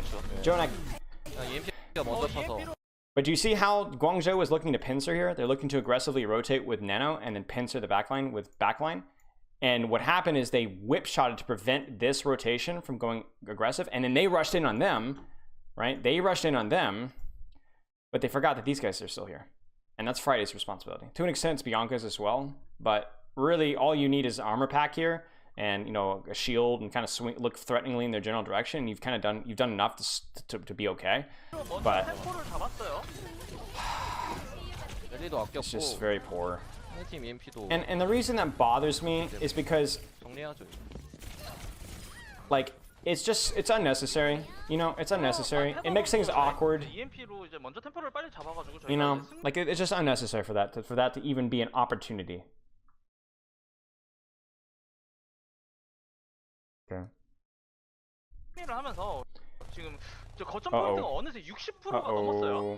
What? They caught Translocator, chat. Look. There's a Translocator right in the Mega. Right on the Mega. I think that's on the Mega. If so, that's just a really... So, like, here's a tip, chat. If you're playing Sombra versus Sombra, and you're getting a Translocator discovered, you have to be good around behind cover. Not just, like, far away, but behind cover, because they can see them from a million miles away, and they don't even have to be on top of it to break it. So I don't know where this Translocator is. Maybe it was behind cover, but... just make sure. 거점 포인트가 어느새 60%가 넘었어요. 또 죽었네요. And that's huge. Like that, just more time wasted. Jonak can get in position now. 상대팀 솜브라가 동선이 되게 제한되거든요. 도는데 또 시간이 필요하기 때문에. Because like you got to think of this, like this point is so hard to flip that like this is last fight. As this is last fight. Now New York can't push off of that advantage. There's 5 members of the enemy team, and they have Nano, and they have Grab, and they have Rally, and they have Primal, right? And you're playing the more long range comp that you don't want to push into a short sightline, right? But it doesn't matter. It's like that just guarantees that this is last fight. It's the last fight. So how do we play around EMP? What I expect is I expect New York to not try and purposefully cancel. We might see Jonak try and reactively transit, but this is what I anticipate. I anticipate them to turn up the heat on the pressure in Choice 01. Spy checking? Check. Maybe even spy checking from these guys as well. Like legit, again, put a lot of pressure on Rio. Put a lot of pressure on Eileen. Put a lot of pressure on your spy checking. Do not let these guys stage a dive, whatever you do. Don't worry as much about these guys, but put a lot of pressure on these guys. So that if they do get the MP, there's very little follow-up. We might see, as they start to take space, Guangzhou, and they start to get very contested, we might see a counter rally. But mostly I don't expect Do I expect a backline trade with mines though? What we might see is a backline trade with Yakpong and Flora. So we might see Feather plays a little slower. Bianca is spy checking, but we see a backline trade with these because these are both great backline trade kills. In other words, backline trade, in other words, you're not really shooting their tanks and stuff. You're instead like shooting tanks, but then as soon as you see an opportunity to go kill backline, you go backline because mines and pulse are very good at killing backline, right? So maybe you see a backline trade with this, but I definitely, Bianca will be spy checking a lot. We might see at least one support ult used here, and then we'll go from there. Spy checking means scouting. Yeah, you're shooting the air. Yep. But I very much expect a backline trade attempt from Feather and Yak. 그리고 지금 카리브 선수가 아직 나노를 못. Yeah, see, look at Bianca. Look at Bianca, chat. Look at his. You see the little arrow that shows where he's looking? This is actually a great look. I really like this. This is very enjoyable. At least early on in the fight. Watch. Right, forward, left, behind, right, forward, right, right, forward, left, forward, right. Right. Okay, so the pressuring point. We might see a backline trade here, chat. I would expect mines plus pulse at any point in time now because you see how aggressively they've pushed. This is actually might be a really good time for Friday to rally because they can wait out the rally for EMP. Because if they EMP the rally, it's still going to be tough to get the kill through that, especially if they Inspire killed. But if they can't wait out the rally at this point. They've pushed in. They've committed to the fight. There's no going back now. I think I would rally here if I was Friday. 반응만 하면 돼요. 반응했는데 순항은 반응을 못했는데. It's too late. It's too late in the rally. Yeah, it's too late. He's trying to rally here, but he tries to counter rally the trance, which is not good. It's not good. Jonak is too squishy. He also gets hacked. So if you're going to counter rally the trance, you have to avoid the EMP to begin with. The Sombra comes out of stealth. He presses Q right before he gets EMP'd. But the problem is well, maybe he does triple pack.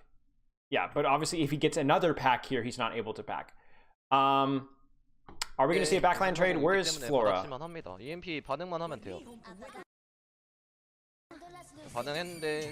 Weird that Flora doesn't pincer. I was fully expecting Flora to do this. Maybe he sees the Brig looking at him. I was expecting this right here.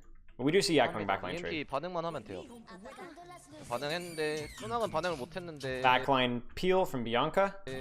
Feather has a great angle. I mean, this is what we expected from Feather. Feather will just literally sit here AFK and just hold down mouse 1. He'll just hold on mouse 1. He might look for a hack if he eventually, but he's just going to hold on mouse 1 and he'll build up a lot of EMP charge and put out a lot of pressure. That's not good from Friday. 이거는 쪼나기 반응을 했어야 됩니다. 네, 랠리로 못 버텨요. Nano EMP. And Primal? Okay. 그게 I realized that was like the Obama meme. 아니더라도 The face or whatever. 이제 EMP 턴을 So we got some decent EMP charge. 건 약간 날로 먹는 But you don't like losing to just Friday. I don't think doing. I'm not sure what the game plan is. I don't think that was the great execution though.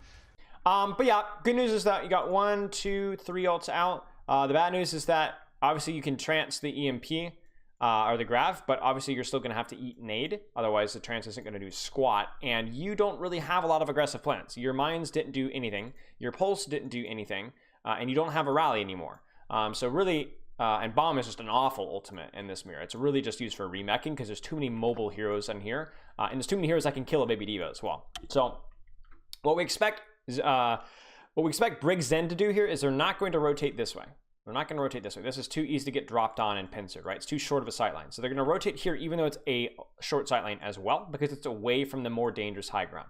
Okay, so you have to kind of pick your poison. So we might see Briggs in playing here. We might see Briggs in playing here. We might see a rotation through here. I imagine that they'll spend a little bit of time here, at least like poking out and checking flanks. And then honestly, it's just going to be about, can Feather build his EMP? Because until that EMP is built, they don't really have a lot of teeth in anything that they do. In other words, because they have high ground, because they have point control, because they already have flanks, Guangzhou that is, it's really hard for them to be able to aggressively poke stuff out. 네. Can divas constantly eat nade and grab? 네, 그래도 Yeah, they should. Obviously the issue here is though is that what's going to happen is they're going to grab and choice of one. Either they're going to hack diva and then grab, or they're going to grab and hack diva and then nade. You see what I'm saying? So it's like either way it's going to use. And the bad news too is that with a hack diva and grab, choice of one is going to build up another EMP.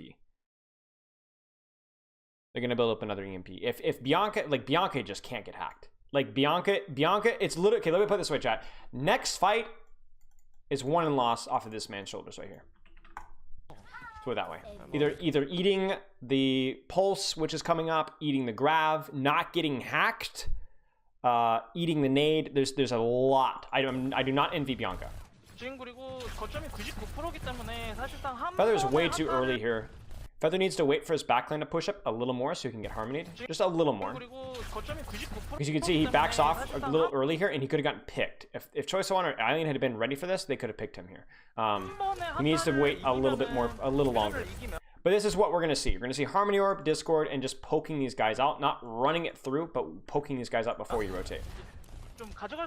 Ball also flanking around behind.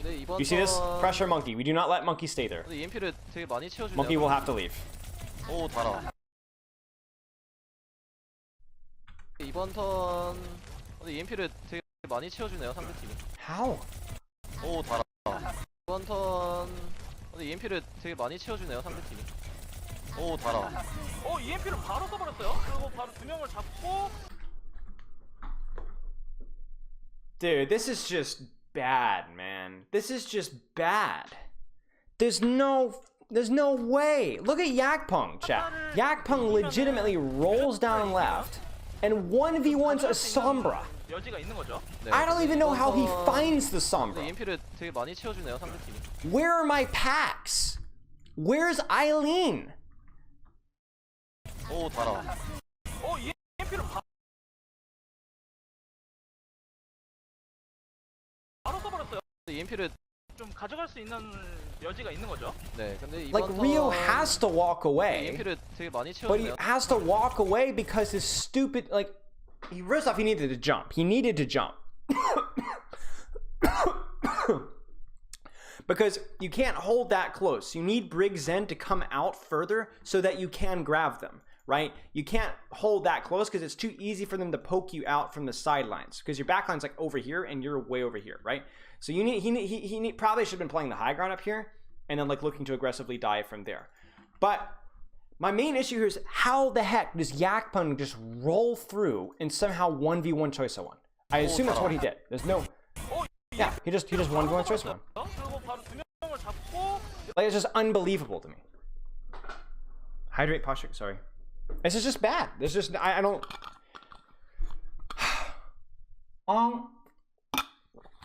Which comp is stronger? I don't know. So there's very clear points where this comp here is very bad. Not very bad, but not very good. Any map where there's a very long sightline, like you couldn't play this map on a Junkertown first. You could not play this map very well on, at least I don't think it's as good as Brigzen on Volskaya first defense. Anywhere where there's nice, long, juicy sightlines. But then also, Brigzen is probably not as good in shorter sightline maps. Like Anubis first defense on a Brig is busted there. Yeah, poo season. So this is good from NYXL. This is very good. Notice that they're clearing angles out. If Ball is pressuring Sombra, that Sombra is not diving your Zen, right? If your Zen is not being dove, he can establish a safe sightline and then start raining fire onto the enemy tanks. I'm just confused how. 네, 근데 이번 턴 EMP를 되게 많이 채워주네요 상대팀이. Was Choice of One farming? 네, 근데 이번 턴 So Eileen is kind of goofy. EMP를 되게 많이 Maybe they're camping Translocator. 오 달아. Maybe Choice of One was farming on the back line here, and they camp Translocator. Sorry, Chad, I gotta see. 좀 가져갈 수 있는 여지가 있는 거죠. 네, 근데 이번 턴 EMP를 되게 많이 채워주네요 상대팀이. 오 달아. I don't know where. It might be on Flora. EMP를 되게 많이 채워주네요 상대팀이. He might have been. Either way, then your Translocator is, if it's being found by a ball, like that's just rough. The only thing I can think is that Floor was fighting Choi So-won, and then he translocates out right into Yakpung's waiting arms. Were they trying to bait EMP and Winston? No, they didn't track that Feather had EMP. 네. 교전을 이기면 Feather just farms it like a 가져갈 수 boss. 있는 여지가 있는 거죠. 네, 근데 이번 턴 So Rio really need to jump out faster. Choi So-won need to do a better job hiding his translocator / getting supported. And really just the whole positioning of I know you're playing a brawlier comp, but like let them come into your space and then aggressively punish them for trying to take it away. Hair check. EMP를 We're gonna do lazy budget hair check for the day. Okay. There's your hair check. It's still there. Thank you. 되게 많이 Yeah, 치웠어요. Yakun is looking for TP. 오, 달아.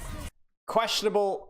Like normally this kind of EMP just doesn't work, but like EMP okay, 바로 써버렸어요. 그리고 바로 두 명을 잡고. and that's it. 솔직히 큰 So New York, noticeably better execution on meta outside of the Brawl, where I think both teams just equally played poorly. But New York just kind of got the bad luck of the draw of the ultimates.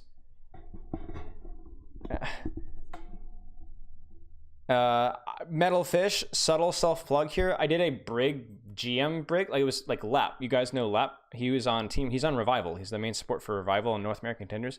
I reviewed his Brig on stream a couple months ago, and you can check it up on YouTube. It goes over like the basic rules of Brig and Double Bubble. Just very, very basic. So you can check that out. 지금 플로라 선수가 지금 스카우팅. Okay. Whoa. Oh, all right, chat. Hey, I'm excited. This will be fun. That's DeAndre. Yeah, sorry, my bad. DeAndre. That's not Joseph Cambry. Or whatever the heck his name is. I can't remember his name.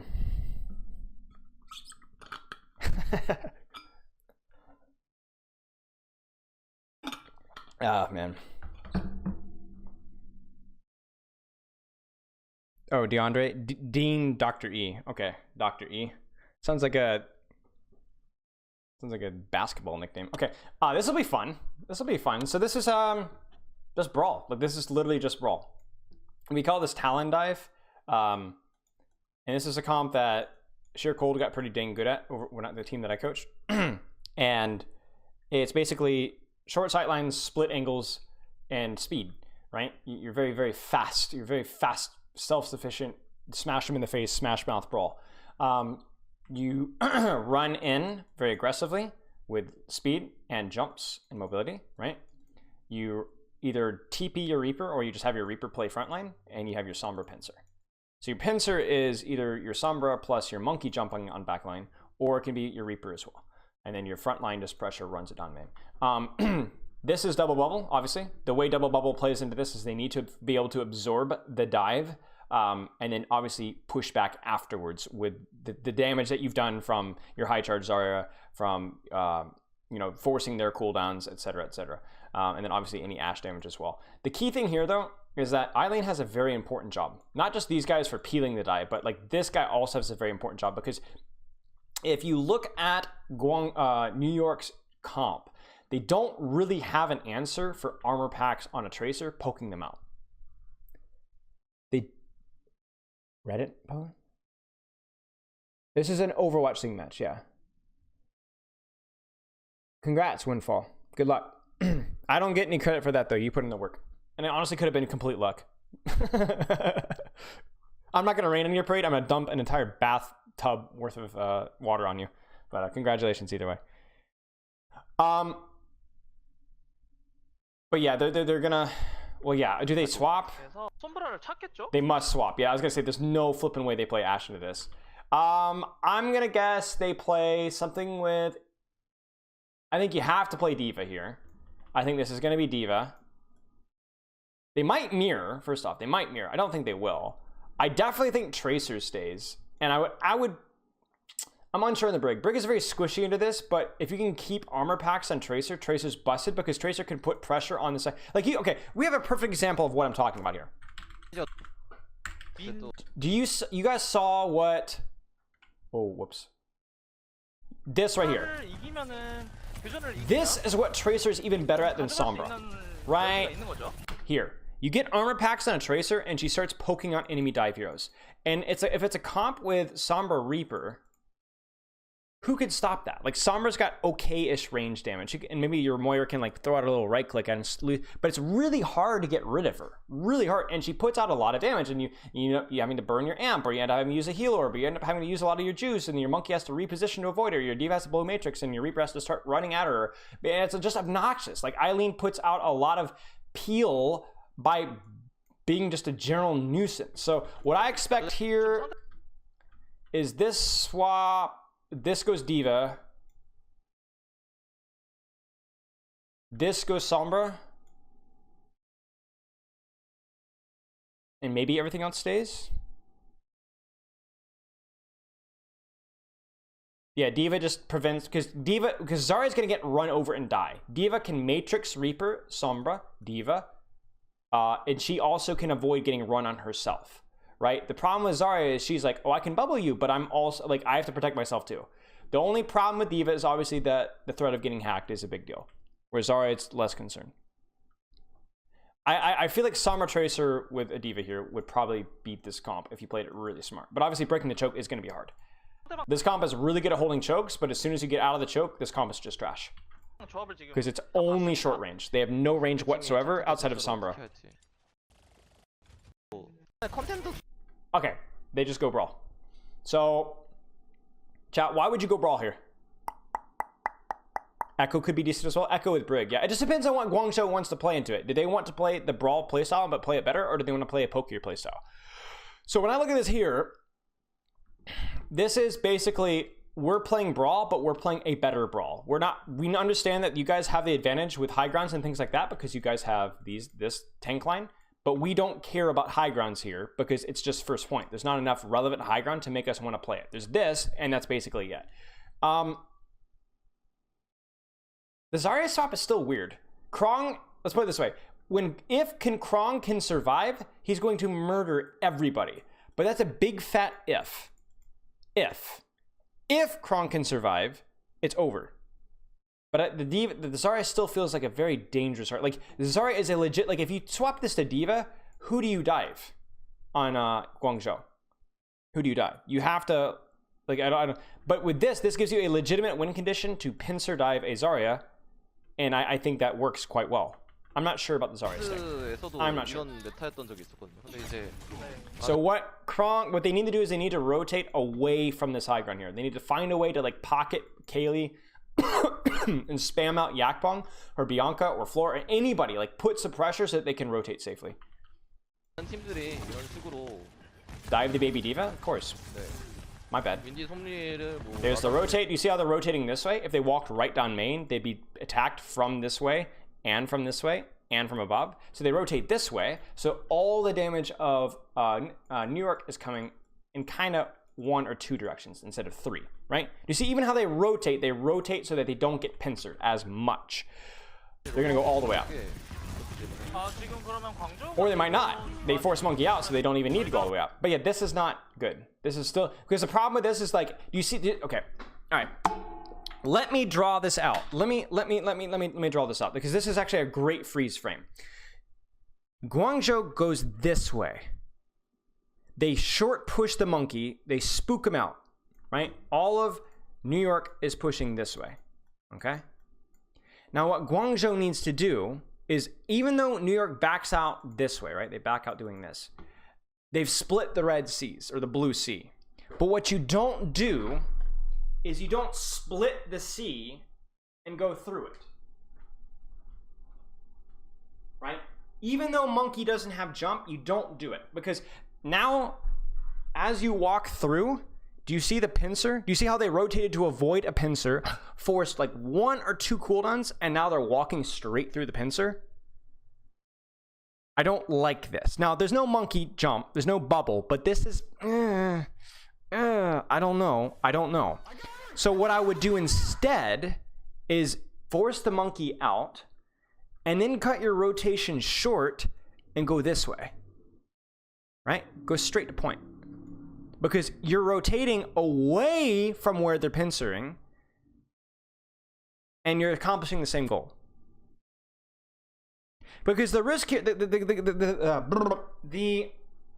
bait is that we forced dive cooldowns, so we just run it down mid.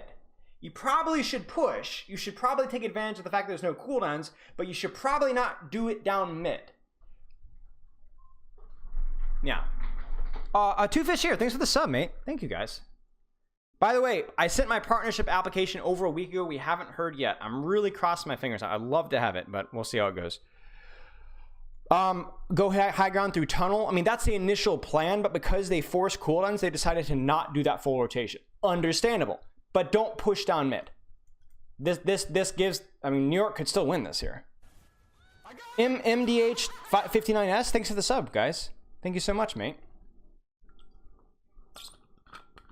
No, it's not Black by Sharp, because, and this is why. It's not as much of a pincer if they rotate that way, because here's why. Do you see where Reaper is? Do you see where Moira is? Do you see where a Monkey is now? Do you see this? Oh, this is brilliant. Like, absolutely brilliant here. Look at that. Where's the pincer?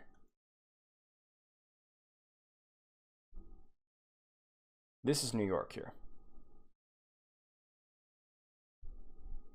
You split right through here, or do you just completely avoid it here and go straight to point? Like, this is absolutely free. Like, to me, the only time you would ever chase is if you got a hack. Like, if you hacked even, you're like, hey, free kill. Maybe they got a hack. Maybe I just missed it. Did they get a hack? No, they didn't. I just don't know, man.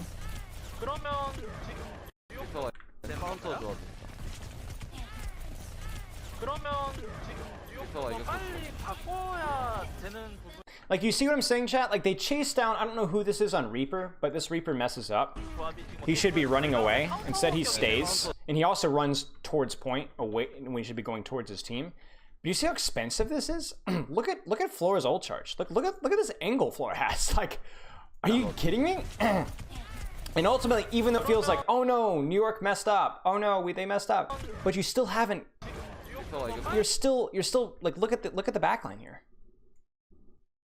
There's suffering from that. There's suffering from that rotation, and they do get a kill from it. So what I mean, honestly, I think Guangzhou's comp, even though they're playing Zarya, I think Guangzhou has an advantage here. I think New York is gonna struggle, and then New York scuffs up. Like, Guangzhou does a really nice initial rotation through right, and then they throw it all in the trash. And what should have been really an easy team fight win. Like, go to point here, do this rotation here, boop, push out, and then come here. Set up your Rhino on point. Moira Lucio here. You could put your Sombra on high ground if you wanted to. Reaper can, like, lurk in here or here and just, like, do this stuff. And what the heck does New York do there? But yeah. Appreciate it. I thank you, Two Fish here. I appreciate it. I honestly I love doing this stuff, man. Like, I know this isn't like the classic plat chat VOD reviews the roast VOD reviews that I really like too, but I like mixing it up, honestly. It's Ivy? Okay, thank you. But yeah, this is very winnable for NYXL. New York. Very important there to note that who should New York focus fire here, or who should these guys focus fire. You cannot press W until you clear Sombra. You cannot press W until you clear Sombra. You clear the angle before you press down mid. So they do. The Lucio takes care of it. That's brilliant. It's very good. But and now we dive at Primal.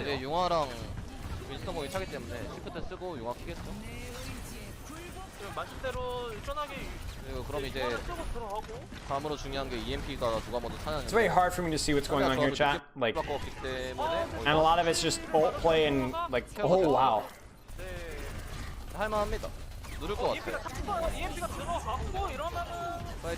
Woo! I honestly respect the beat. Yeah. I mean, this is what we talked about with the Zarya. Even though, like Guangzhou chokes it up, New York never really gets a hard dive on the Zarya.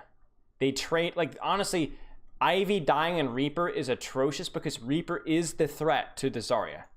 that is your threat to the Zarya. When that dies, when both teams just kind of have to AFK and look at each other, the comp with a Zarya is going to win because they can match you on poke and do a lot better, right? They can match you on poke and then have another hero that pokes entirely. So like, I think Guangzhou made that a lot harder than they needed to, but I just think Guangzhou had the better comp. And obviously, when you trade Reapers, that's going to favor the team that wants to play in that faster, brawlier sightline here. Guangzhou wants to play short sightlines, but they also don't mind slightly longer sightlines, right? Whereas these guys, they can do nothing but play short sightlines. 다음으로 중요한 게 EMP가 누가 먼저 찾았는데 상대가 조합을 늦게 바꿨기 때문에 Zarya just survives. That's it. 할만합니다. 누를 것 같아요. So, Spilo, the Zarya hater, gets exposed on stream. 그러면 또 Yikes. What a cringe lord. Imagine doubting the Zarya pick. They knew all along that they could you know, run down that Reaper, and they made it work. So, 사실상 리퍼가 kudos to them. 처음에 죽은 한타였기 때문에 이격이 돼서 불리했는데 Now this is the real test though. This is the real test. How are they going to deal with high ground? Because, you know, on first point, we talked about like the relevant high grounds not being really a big factor and kind of a struggle for dive teams. But how are they going to deal properly with high ground? Because Yakong and Bianca are going to have high grounds to control. They can drop for dives. And not only do they have high grounds to control to drop for dives, they also are able to support Flora, who is going to be on high ground, farming EMP and putting out pressure, right? Just general pressure. Like EMP is a result of you doing pressure, and pressure is what wins team fights. So farming EMP, if you're doing it properly in the middle of team fights, is good. It means that you're doing a lot of damage. You're winning team fights, right? So what Guangzhou is going to have to do is Guangzhou is going to have to push cart, avoid high ground, push cart, avoid high ground, push cart, avoid high ground, push cart, avoid high ground, and then at some point they're going to have to go inside castle and clear out castle with their superior brawl. At some point, and that right there is going to be the real meat and potatoes of this map, really. Second point, and then yeah, how are they going to clear high ground with Rhine? Because remember, you guys have seen my Rhine reviews. Clear angles, you clear high ground, but they're going to have to push cart for a little bit, go clear high ground, and hopefully it works out. If they take castle pre-fight, well, the problem is taking castle pre-fight is that's not going to work against a comp that's this fast and this mobile, because somebody on this comp's going to have to stay on cart. And they're like, wait, your Lucio's on cart? Okay, we're going to go, you know, our summer's going to hack your Lucio, and we're going to go dive and kill your Lucio while you're sitting in castle. Or, oh, wait, your Lucio's sitting on cart? We're just going to take the 5v6 on high ground here, because we can just do that, right?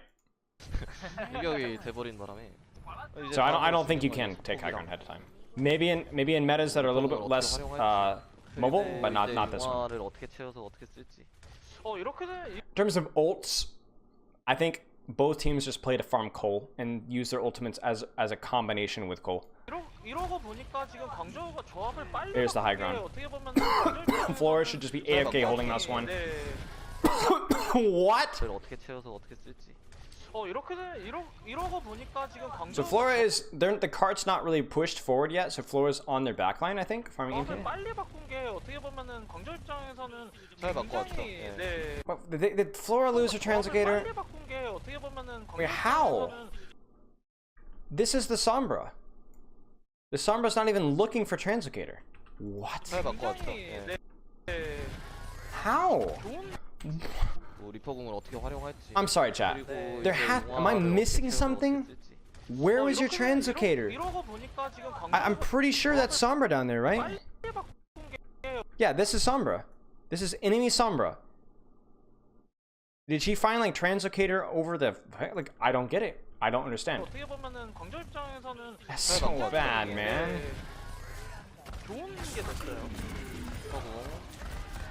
잘 들어갔고요. 케어 잘 됐고. Brilliant Matrix 편하게 용화가 차면은 from Bianca. 잘 들어갔고요.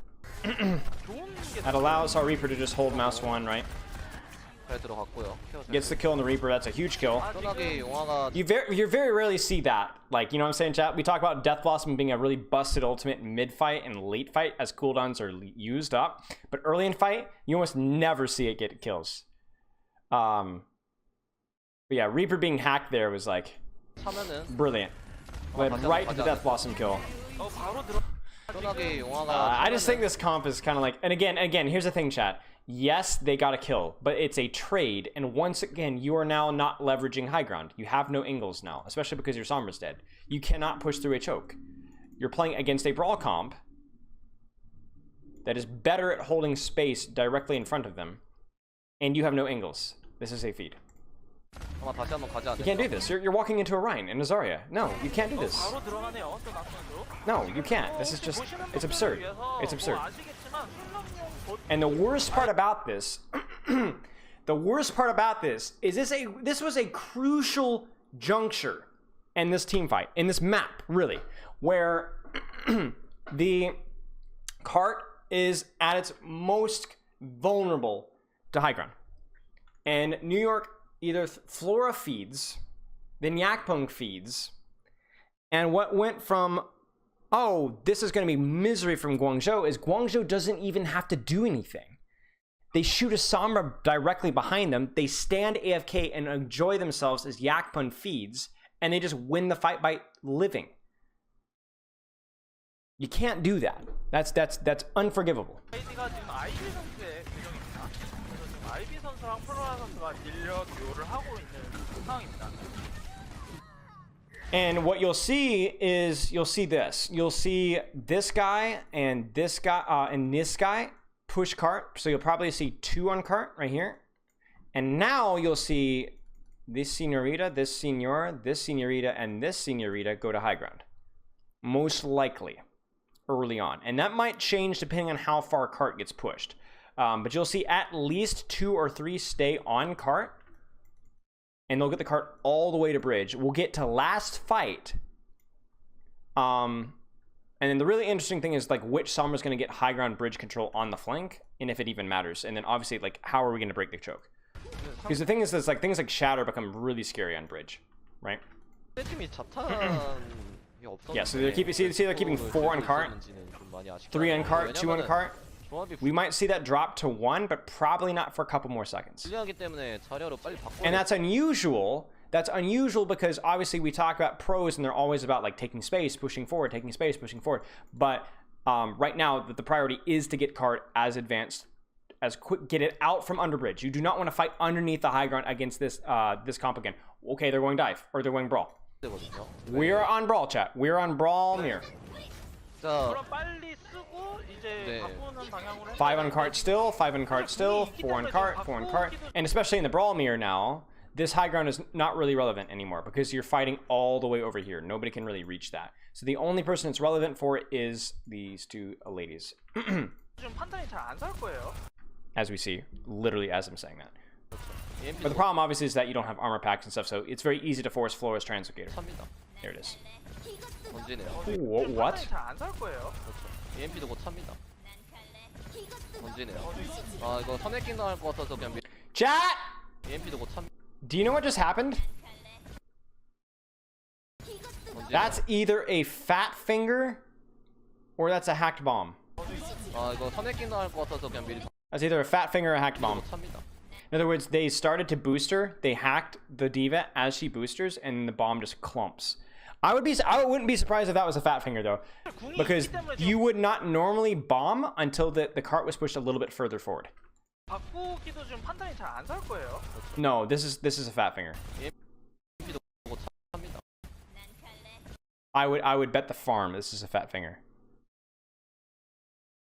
Because remember, 던지네요.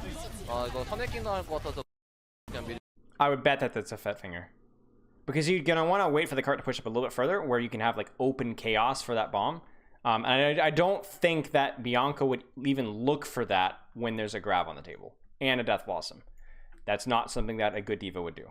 So I would be very surprised if that wasn't a fat finger. On Hayes' video? Did Hayes do a video of this? I didn't even know. 잠깐 걸리고 EMP. 아 이거 선해킹 당할 것 Jonak 같아서 on 그냥 BAP 미리 because the 바꿔. BAP is better in the mirror. I actually think this is a mistake though. I think opening BAP when the enemy team still has Sombra Reaper is poor. because there's a double flank. The reason you play Moira is when the enemy team have double flankers, that's 2 heroes that you have to survive against. And so Lamp isn't good enough. I think this is a mistake. He should stay Moira until his team either gets like a Mei or a Kree or something like that. Oh, just released a little while ago? 네. 자탄 걸리고 EMP. 지금 But yeah, that bomb really sucked. 연이어 나오고 있습니다. That fat finger actually just threw the fight. Chat, we have seen Feather wall his own teammate in. We have seen teams scuff up macro execution constantly. We have seen more translocators destroyed and people dying just in the middle of the enemy team without translocating. And now we've seen a fat finger bomb. If you go against Tracer, Doom, should I swap off Ana? I mean, no, I don't recommend that ranked necessarily, but in scrims, like playing Moira or playing BAP into this would be quite rough. Okay. Bianca actually goes Zarya.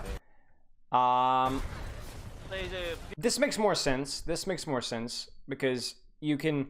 The BAP fits a little better here because there's a little less room for flanks to get value right now. And because you have a Mei that can slow tempo down, right? So your DPS aren't as needy, right? So you can put more pressure out. So like, I just don't think BAP is as good. So basically what happens is like you play Moira here because they're playing Sombra Reaper. But most teams will swap off of Sombra Reaper after a while because Sombra Reaper kind of suck. So you might be playing Moira, Mei, Kree, for example, right? Or Mei, Reaper, right? This is like, for example, this comp right here should beat this comp right here. Should. And then as soon as they realize that, hey, it's really hard to get value out of, out of Sombra here. Maybe they're on Kree, right? It's really hard to get value out of Sombra here. I need to swap, and they swap to like Kree Mei or Reaper Mei. Then you go back to BAP. Moira is the insurance that your backline doesn't just instantaneously die to a double dive.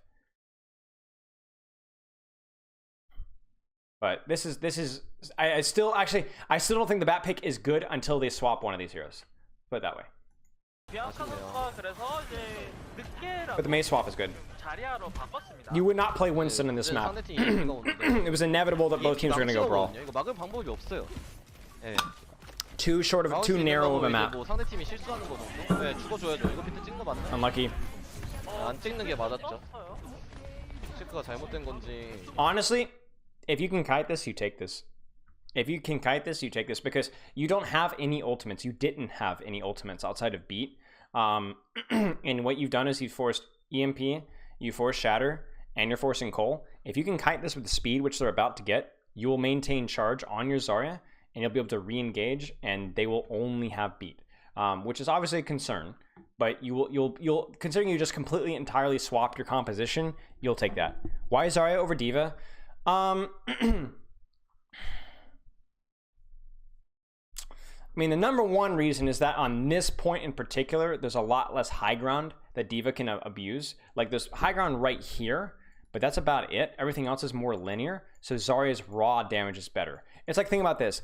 If you had a very narrow corridor, you would just play, and that was every single map in Overwatch. You just play Bastion. You play Bastion, Zarya, BAP, Orisa, you know, whatever.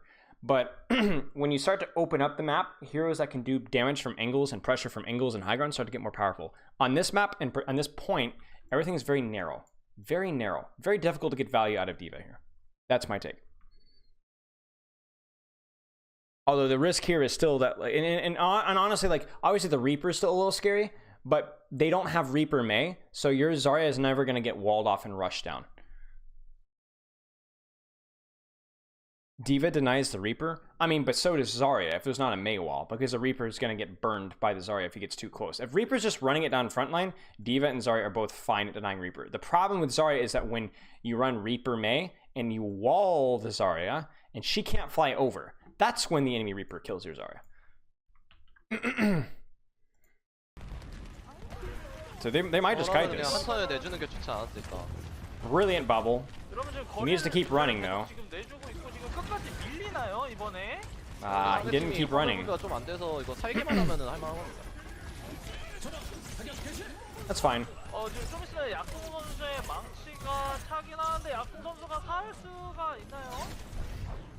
I don't know, chat. Like, this is just a situation where, like, I don't think New York played that terribly. It's just that they swapped so very late and they lost a fight that they shouldn't have lost. So when you make a full swap right here, okay, you only have EMP, you only have bomb. You fat finger your bomb. That's bad enough. You counter EMP their aggression, but you don't get anything out of it. So you've now used 2 ultimates and you've done nothing with it. And those are the only 2 ultimates you have. And you look at Guangzhou. 1 ult, 2 ult, will have a 3rd, will have a 4th, will have a 5th. And look at New York. Like, you see this ult bank here? It's 4-2. And not even 2, 4-1 essentially. And so New York just never really stabilized from there.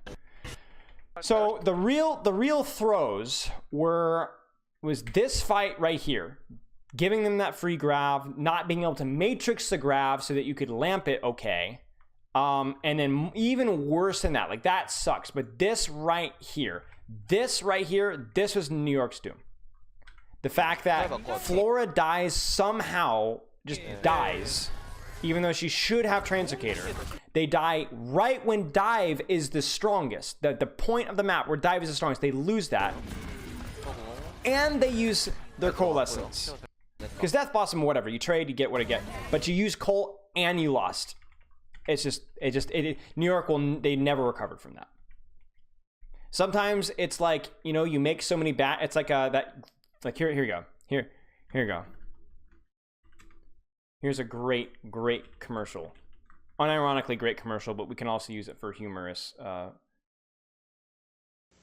Ladies and gentlemen, the late Yul Brynner. But very famous actor. I really wanted to make a commercial when I discovered that I was that sick and my time was so limited.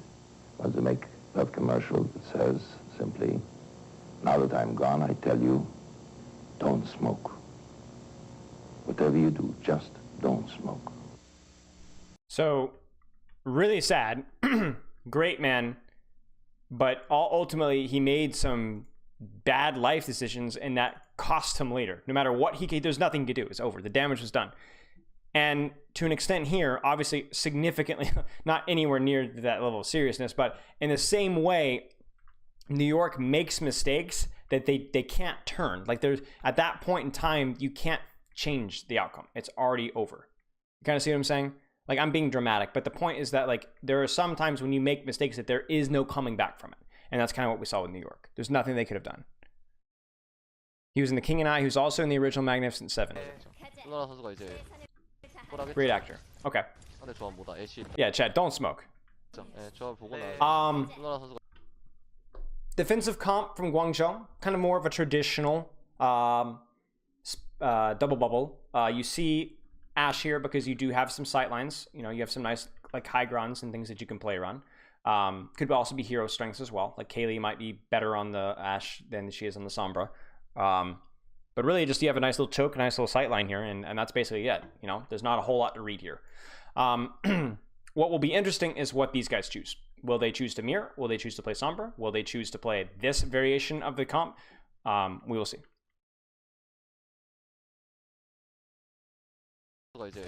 Metal fish.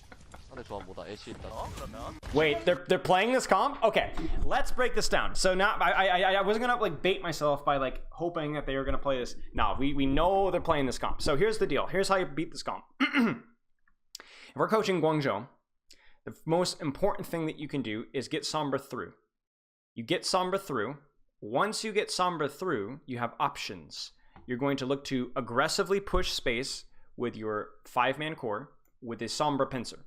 Maybe even a Reaper pincer, okay?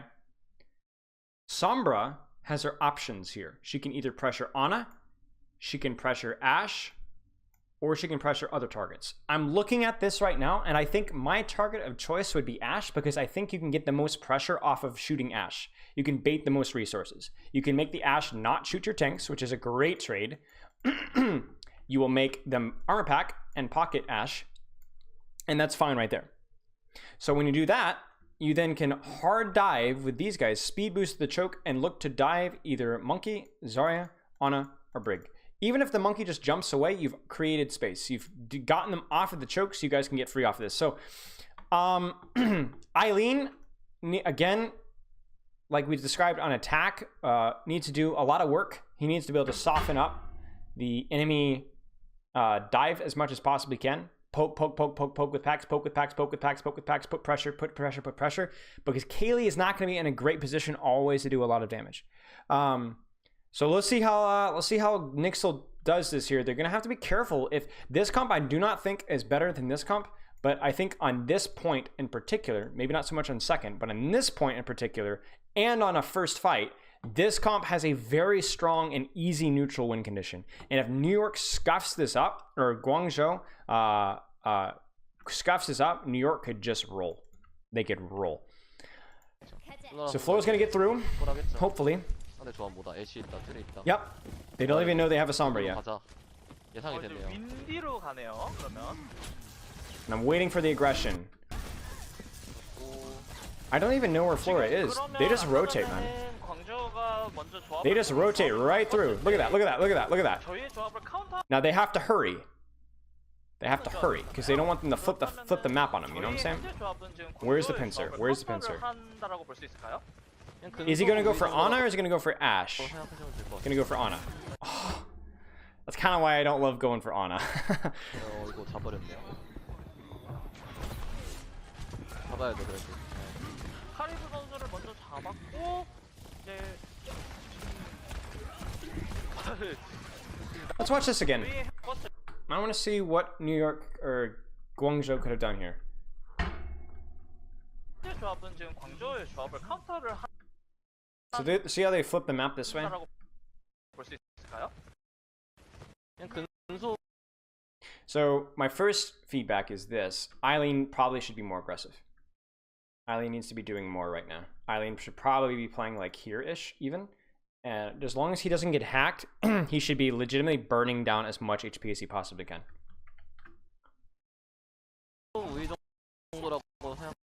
Because these guys are entering too healthy. Tunnel vision on Sleeping Sombra? 이거 잡아버렸네요. Oh yeah, true. That's actually very, very, very true. There's a lot of tunnel vision on a Sleeping Sombra that you didn't even kill. Oh dear. And the kill needed to happen now. Because it probably... Yeah, that's nice catch. So they tunnel vision on a Sleeping Sombra. They put no pressure on these guys. Not near enough. Eileen's not aggressive enough. And they don't even get the kill in the Sleeping Sombra. Like, this is when this comp is the weakest. You stretch them out, and now they're on longer sight lines, and they get poked down. 잡아야 돼 그래도. You see how they're like hiding now? They're hiding. They're hiding. They don't want to take damage. Now they push. Now they push. Now they push. 난저 오 애쉬도 잡혔고 이러면은 거점을 밟는 사람이 없네요. 근데 아직. Brilliant. 이거서 했지. So yeah, not great. Not really well done by Eileen, and not really well done by Guangzhou as a whole. Tunneled way too hard in the Sleeping Sombra. That sucked. That was a great sleep, but you need to get a kill quick because there are other things that are chasing you down. Yeah. Well done by NYXL. New York, good rotations. Really tight, fast rotations. You kept the short sight lines and always. You didn't get stretched out. You stayed stacked. You had good pincers on your dive, even though you got slept. It baited a lot of attention. I mean, that's the thing, chat. Like, the funny thing is even though Flora got slept here from the angle, right? Look at the angular pressure that he's putting just by sleeping. Look at this. Look at this. This Ana turns around. The Ashe turns around. The Zarya turns around. Look at all this attention. Yeah, and he's sleeping. You know. What do you make of NYXL not going for headshots? You don't really need to. You're just. It's just like I guess like a low risk, medium reward kind of thing. Yeah, just let him sleep, take the 65, and go for the execute quickly afterwards, or just don't even bother. 조합을 바꿔서 이 포인트에서 힘들어요. All right, this is where I think. Oh my gosh. 1포인트는 솔직히 힘들어요. 힘든 게 맞습니다. Ooh, this is where Guangzhou's comp should be better. Should. Because the sightlines are opened up more. So heroes like Ana, Brig, Zarya, and Ashe, importantly, are more strong, right? Heroes like these are not as strong.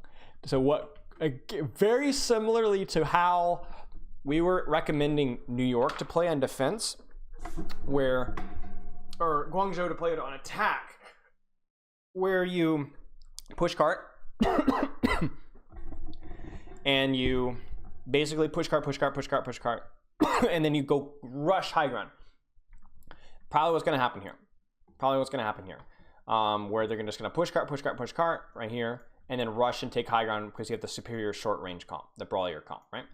Whereas New York is going to try and Guangzhou is going to put as much pressure as possible on these guys while they're pushing cart, and then once they go to clear high ground, split off and take angles on them as they push the high ground. Sorry, chap. Got some water down the wrong pipe. So we'll see what happens. Is Guangzhou going to throw it as hard as NYXL or New York did? 제가 체크를 제대로 못했는데 1포인트를 밀었을 때 시간이 저희가 지금 조금 근소하게 빠르죠? It's farming a bit in nano, most likely. 없습니다. 게임은 이제부터 시작이기 때문에. 왜냐면 여기부터가 문제거든요. 그래서 상대팀도 궁극기가 Here comes the rotation. So 여기부터가 문제거든요. 그래서 상대팀도 New York does not even wait to push cart. They just go. They just rotate instantly. 여기부터가 문제거든요. 그래서 상대팀도 And they're probably doing that now. Now, chat, why do you think New York is looking to take a fight now? This one I am going to wait for a chat answer on. Why is New York not, as I recommended, pushing cart? Why are they literally just abandoning cart and just going now? Why do you think that is? I think there's a very clear reason why that is. Yep, Nano and Cole. Absolutely. They have to anticipate that, hey, Guangzhou is about to hit Bob, and they're about to hit Grav, and they're going to have Rally, and they're going to have Nano, and we don't like those ultimates. Those ultimates are just better than ours, right? Rally can shut down Cole and can make just basically New York has a slightly weaker ult bank, but you have the Cole first. Cole is like almost always the first ultimate on the table, so you want to hit you want to fight now.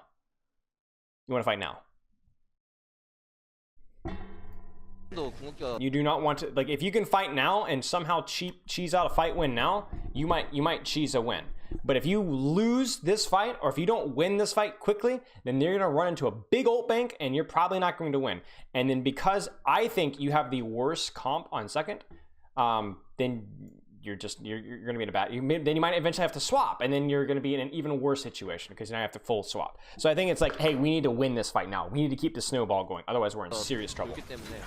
So I respect, yeah, there's a call. 지금 말씀하신 대로 바로 애쉬 궁극기를 사용을 했어요. Very, very smart. 이제 지금 밥이 열심히 지금 파리브 선수 나이스 플레이. And now New York has a legitimate chance of winning this fight. 원시프로 지금 약구 선수가 찍었는데. Hey, nice combo boot there. You guys see that? And the best part about this is, do you see this, chat? In the chaos, New York was able to close the distance, right? And then they used 1, 2, 3 ults and still basically lost. 리오 선수가 Brilliant. That's almost best case scenario. Obviously, you don't lose Jonak there. He doesn't get slept. That's best case scenario. But this is about as good as you can expect to happen. Very, very, very, very smart from New York. 원시의 분노를 되게 잘 And now you can push cart for free. Now you'll be able to retake high ground. And more importantly, many of the ultimates that you were worried about hitting them when the ult spike got used and wasted. Now you're like, well, they ended up using the ults anyway, so New York's plan was bad. Yes, but by the time they used those ultimates, Ashe was already dead, and they had closed the distance. Nano isn't as scary when you're on top of the enemy team rushing them down with Cole. Right? The Bob isn't as scary if the Ashe is contested and dead, right? That's what they did. They rushed them down so that they weren't able to pick and choose the nice, perfect times for when to use their ultimates.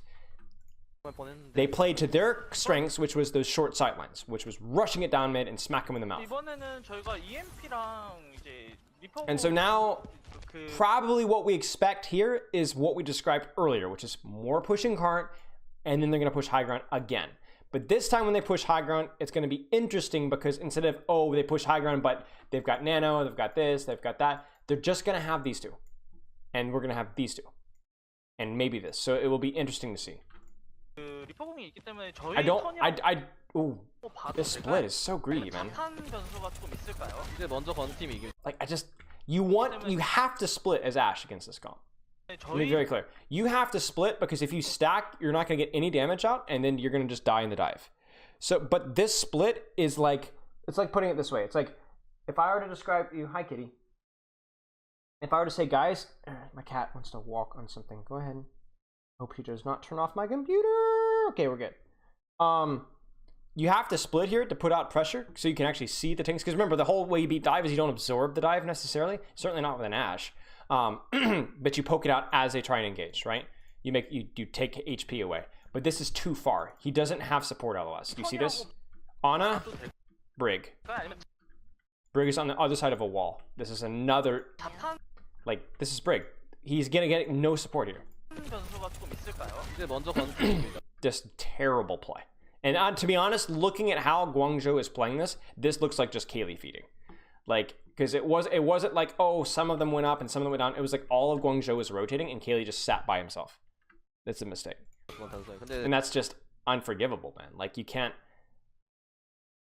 칼린 선수 이격돼서 먼저. Because again, we're reaching a point in time where it could be very difficult for NYXL to win this fight or New York to win this fight now, but they were just handed another free fight win. I don't know who Kaylee is. EMP를 1인공 걸었는데 잡으면 상관없습니다. 근데 Questionable EMP. 영인공. Very questionable EMP. Mostly because his team wasn't ready to follow up on it. Not because a solo EMP is bad necessarily, but because his team was not ready to push it. 1인공 걸었는데 He could have said, guys, I want an EMP, I want an EMP, and walk forward and give them 1 second longer. 잡으면 상관없습니다. 근데 자탄은 1인공. A lot of ultimates being traded, but the key thing is that as these ultimates are being traded and the chaos is resulting, these sightlines once again have closed. Right? We're now playing an all-out brawl. And especially with Kaylee dead, this is favored. So New York, despite scuffing up that EMP a little bit there, should just win. Because they force another short-range brawl, which favors the composition. Moira versus Ana. Moira likes short range. Lucio versus Brig. Lucio likes short range. Diva versus Zarya. The only advantage is the Zarya, right? The only advantage. But you know, every other hero likes the closer range. I'm not trying to say NYXL on purpose. It's a big habit. I'm putting so much effort to break it. You guys should be very proud of me. So we expect New York to win this one. 쓰기는 애매해 보이는데. Oh, I say that. Oh, well, we also use Death Blossom. 영인공. So we don't get anything out of Death Blossom 우리도 영인공. at all. 비앙카 선수 In a fat nade that Bianca fails to eat. Holy moly. 쓰기는 애매해 보이는데. So, clutch play. Clutch play. Feed.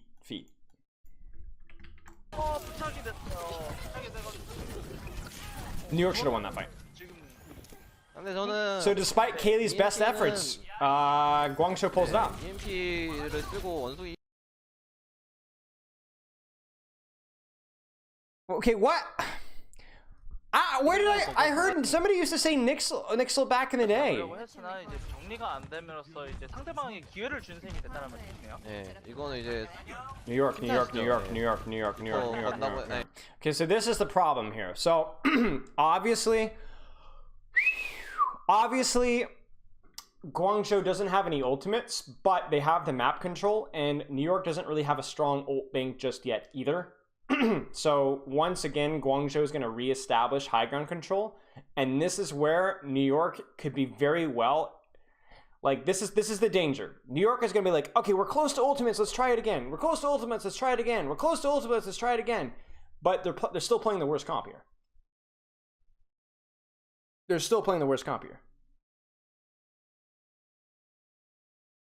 So you don't really have a massive ult advantage, and you don't have a compositional advantage. So it's like you have EMP. Like, let's play for EMP, but they're like, it's just dangerous. It's just very dangerous. That's why losing that last fight was so bad, because like you really needed to win that fight so that you could just then, you know, swap for third or go Ryan or whatever on third. But like now it's like this thing that like New York might be stuck in a bad comp. Oh, we almost got it. Try it again. It's like gambling. You know what I'm saying? Oh, we were just one number off. It just keeps you baiting on and on and on. And really, you should like, yeah. Hopefully New York hits an ult spike though. Like hopefully they get value out of this before this comes online, because otherwise things could get hairy. 네, 윈스턴 건다고 했는데 네. 상대팀 랠리도 있어서 I know Baggins. I know the Al analysis thing down there. I scuffed. I messed it up. I'll fix it. 탱커 거는 것도 나쁘지 않은데. There's the rotate. 보자면 Here comes the rush. 애쉬가 또 이격됐어. Again, Kaylee gets split. 보자면 팀 Kaylee really needs to figure his crap out because Kaylee on an angle is fine, but he's splitting on the opposite side away from his supports on the opposite LOS. 상대팀이 Like, look at where his backline 랠리도 is. 있어서 탱커 거는 것도 나쁘지 않은데 그거 보자면 Right? 하시기 때문에 And he just goes away. 애쉬가 또 이격됐어. By the way, who is this? Is this Eileen? Or Eileen? I 하시기 때문에 don't know why I said Eileen. 애쉬가 또 이격됐어. Or is that Kariv? And they hit the old spike. 또 돌렸네요. So maybe it's still winnable. 그러게요. 플로라 선수 지금 And he kills. EMP And honestly, if you're New York here, I would blow every ult. I would just blow it. Cap. You need to cap second. You must win this fight. 굉장히 You 빨라요. must win this fight. Holy 잡아야죠. cow, the peel. 이렇게 EMP를 파밍하는 거죠? You need to push card though. 사실 그 EMP 쓰고 Nobody was 나서 pushing card. Get her. 할만은 했던 것 같긴 합니다. 왜냐면 You need to get her. You need to get that kill. There you go. Brilliant. 선수도 잠깐 한번 더 쳤죠. I'll fix it later. I have priorities. 슬슬 이제 차기 직전입니다. That's Ivy. Okay. 양카 선수의 자폭은 있는 상태고요. A little strange. 양카 선수의 자폭은 있는 상태고요. 이 밥으로 Okay, honestly, Korean voice acting is exceptional. Like it's to the point to where I almost wanted to like swap my in-game like language to Korean just to hear some of the like especially like Korean Zen and Genji is like just amazing. But then this abomination comes out from the Ash's voice actor. 양카 선수의 자폭은 있는 상태고요. What? What is that? Oh, that's awful. Okay. Oh boy. I'm a little scared. We've got Rally, Nano, Grav, Primal, Pulse, and an active Bob. And what do we have? This. I'm a little concerned. Am I going to watch the Mayhem Spring Classic? Maybe. 밥으로 거점을 이렇게 비비면서 They're going to try and stuff, but cart's not moving. They're just going to go through. Yeah. 네, 힘들죠. 네. Just the ults are just better. Like it is just hard to like force aggression when they just pop rally and now nothing dies, or you know you run through and you're trying to rush things, but Bob is preventing cart from moving. Right? That's really important. You need cart to be pushed right now, but it's not moving. And then obviously the longer if this fight sustained, like we talk about like long, fast versus slow, those not being really things that we like to really rely on, and that's true until you see a hero like Moira, who has a tendency to run out of resource the longer the fight goes. So it's like, 돼야 될 것 같습니다. C9은 항상 조심해야 되죠. C9 and do you see what I was talking about, chat? Again, you're still playing the worst comp, not the worst, but the worst comp, and you're like, oh, well, we're close to Reaper, we have Bomb, we have Beat, we have Cole. Well, let's just try one more fight, guys. One more fight. And here we go again. 정말 오버워치 역사를 많이 바꿨다고 할 수 있습니다. You know, like another minute and a half is gone. 방금은 좀 And that 4.5, 5 minute time bank is just bleeding away. Oh, we should have won that fight. Or oh, unlucky, we just like messed up one thing. And it's like the better comp just continues to win over and over and over and over again. Even though 없긴 했는데 자폭을 좀 Wait, what? 좋지 않나? What? 자폭이 분명히 나왔는데 상대가 조합을 바꿨는데 방금은 좀 수가 없긴 했는데 weird. So I think this was, hey, we've just used these ultimates. I guess it wasn't weird, but it was just unusual. We've just used these ultimates, right? So we're going to end up on Brawl on third if we get there. So we might as well just defend against... So like basically what this is a very conservative play. A very conservative play. This is you know, this is a worse comp on second, but if we lose this fight, or let's say the next fight, we have an ult bank to prevent us getting snowballed in third. This is kind of, honestly, this I know this is a scrim, but this is feeling like they're playing to win the map, because there's a lot less chance that they hold second here, but there's a lot higher chance that they win the map. You see what I'm saying? So, I mean, it wasn't luck is what I'm saying. I'm saying that the previous comp was just better, and that if these guys didn't execute it like perfectly, they weren't going to win. But yeah, this is interesting. We'll see if these guys, what I want from New York is I would love for them to just say, hey, screw it. We're going to beat Reaper Engage on your Zarya and legit just run her over. And just easy cap second. And if you do it quickly enough, they won't even build a EMP. You just run them over.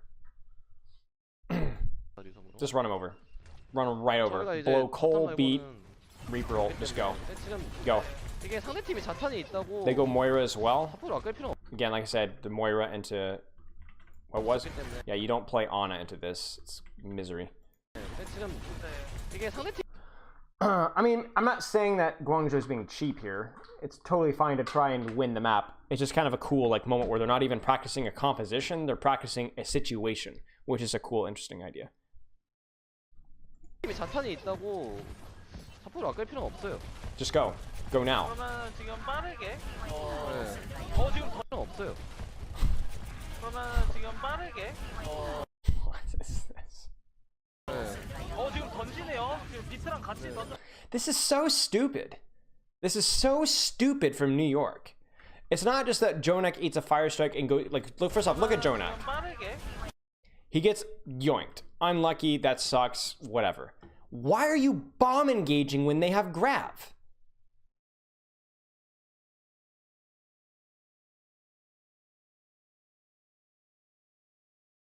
You have beat.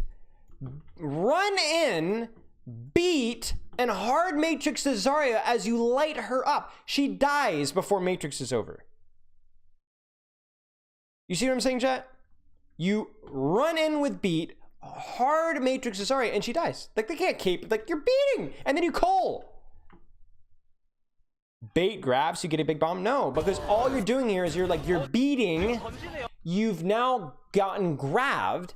This is an opportunity for this team to clutch and kill you in Grav now, because you didn't defend against Grav and because you don't have a diva to matrix the Grav. Unbelievable.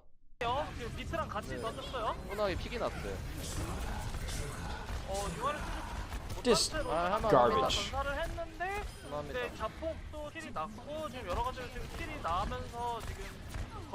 I mean, we realistically once again knew that New York's chances of losing that fight were very low, but they gave Guangzhou every opportunity of winning that. Just a terrible fight plan. I don't know whose call this was, but just terrible. Terrible fight plan. So this is what we talked about here.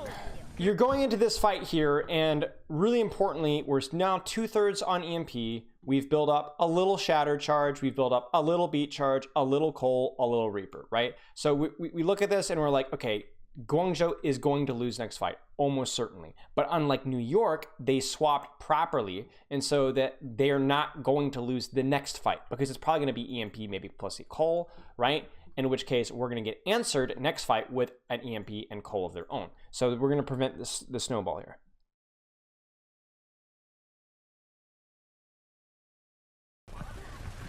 Would it be better to run in with Cole in the Zarya? Yes, it would have been better to run with Cole in the Zarya. If they were, I think they were like, what, 90-something%? Yeah. Just run in, jump in.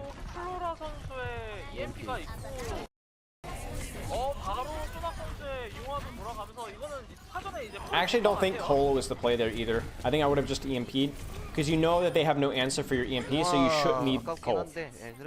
Okay, so this is the fight Guangzhou should win. This is the fight Guangzhou should win, because you're going to have EMP, you're going to have Shatter. Shatter is actually a meaningful ultimate here, because New York is still playing Monkey. I actually think New York really is making another mistake here. Like, New York should have already have been on Ryan. They should have swapped Ryan pushing into third, to be honest. Like, gone back to spawn. Yeah, New York should lose this. 아쉽긴 하지만 뭐 선해킹 노리나요? 이거는 They must go for a clutch. Like, what are they? They must hack Kaylee. So this must, I know, okay, this is what they're gonna do. They're gonna try and hack Kaylee, and they're gonna try and dive Kaylee. If they kill Kaylee, it's not only a kill, it's no EMP, and that's the only initial win condition Guangzhou has. Was that a 6-man? It looked like a 5-man, but it was very fat. 하나 플로라 선수의 EMP가 있고 Ah, yeah. Look at that 6-man EMP. Wow. 뭐 선해킹 노리나요? All right, will they get the hack, ladies and gentlemen? 아이고 He doesn't. EMP가 있는데 Ah, Kaylee! You're so, what are you doing? Kaylee just jams his face in there and just blows up. EMP가 있는데 Damage is still done, though. And again, all you need is like a kill, you know? 저는 손가락을 먼저 해킹할 줄 알았는데 왜 안 노리고 있지 했는데 선해킹을 캔슬을 노렸나 보네. Uh-oh. 팀이 그득하네요. 그냥 뭐 그런 거 좋습니다. 캔슬을 노렸나 봐요. 그 플로라 선수. Yeah, okay. 그냥 뭐 그런 거. Okay, well, Guangzhou stops the charge. We could have read that like a book. They go for the EMP, they go for the hack summer play, doesn't work out, they get EMP'd, they die. 이제 And this is, as we 이제 said, 그런 생각을 드는 거죠. 상대가 대놓고 EMP를 New York is still standing by this though. So once again, we have a problem. Do you see the problem here? Do you see the problem here? The problem here is that we now have Yakbon always got Primal, right? But New York is still not playing traditional Brawl. You're still on Monkey. So this entire map has been a tale of either these guys are trying to one-trick this comp and make it work, which it's a scrim, right? Could be very well if they're playing this, but I'm going to critique this as if this was a match. 네. 시전 시간도 길어졌는데 왜 5명이 그거를 막고 있냐라는 생각이 들긴 하네요. 아무도 반응을 못한 건 좀 아니지 않나. 공체크가 무조건 됐거든요. 플로라 선수 저렇게 한 거 보면은. Kaylee's also building up a 이거 팀 metric 전체가 butt 잘못한 ton of 거면 EMP charge. 무조건 반응을 해야 되지 않나. 예. Another disadvantage of being on Winston Diva is you are easier to poke out with Sombra. 저도 반응합니다. 이 나이에. 6 ults almost on the side of Guangzhou. 감독님도 Let's see. 젊으시잖아요. At this point, I don't want to predict what's going to happen because there's too many ultimates to know. Gold support.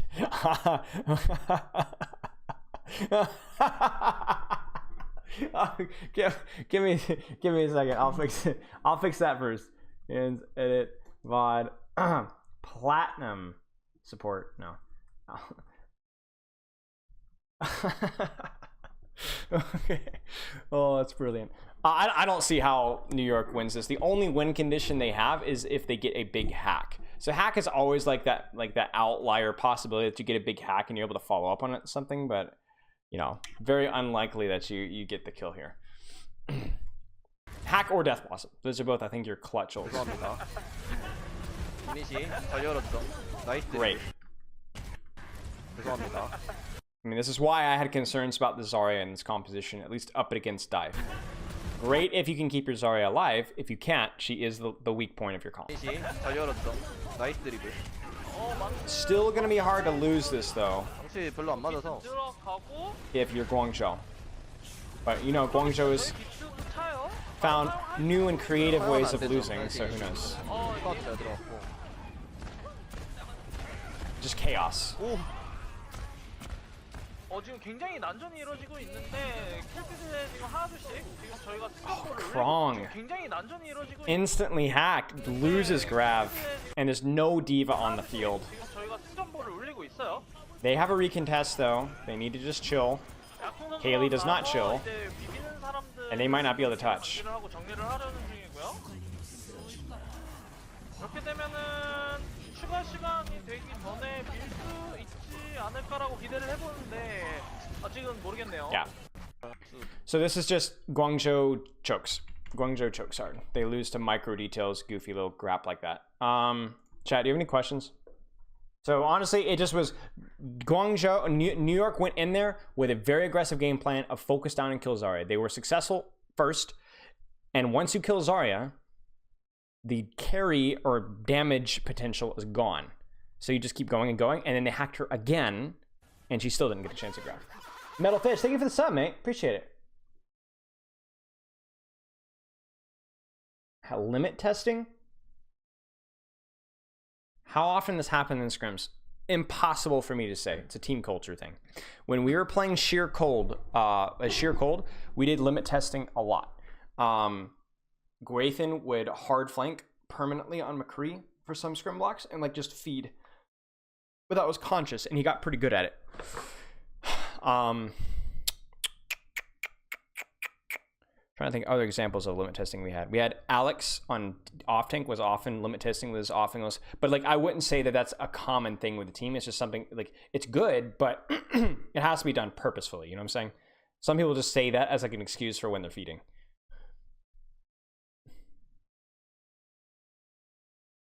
Why is Reaper played instead of Kree? Because Kree dies when he's jumped. Reaper does not.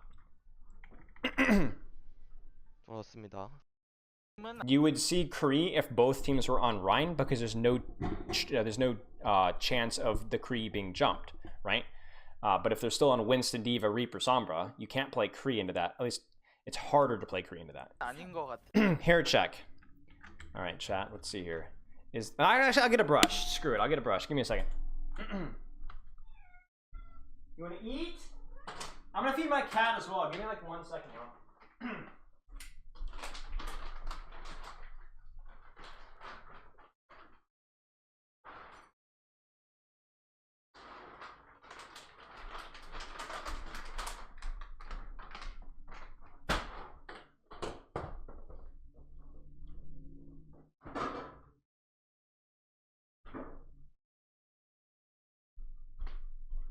Alright, sorry.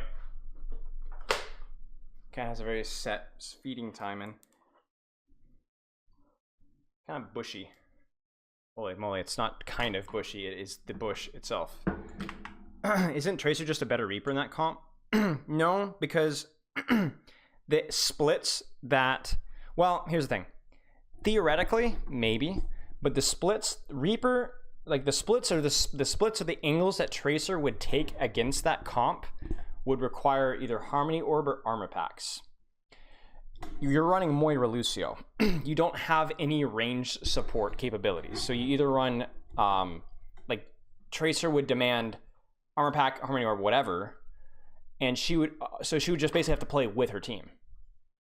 She wouldn't have to, but it would be like Tracer gets a lot of value from being split from her team,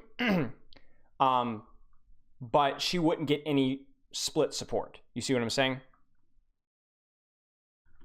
Let me draw this up for you. Here's your core. Moira, Lucio, Diva, whatever.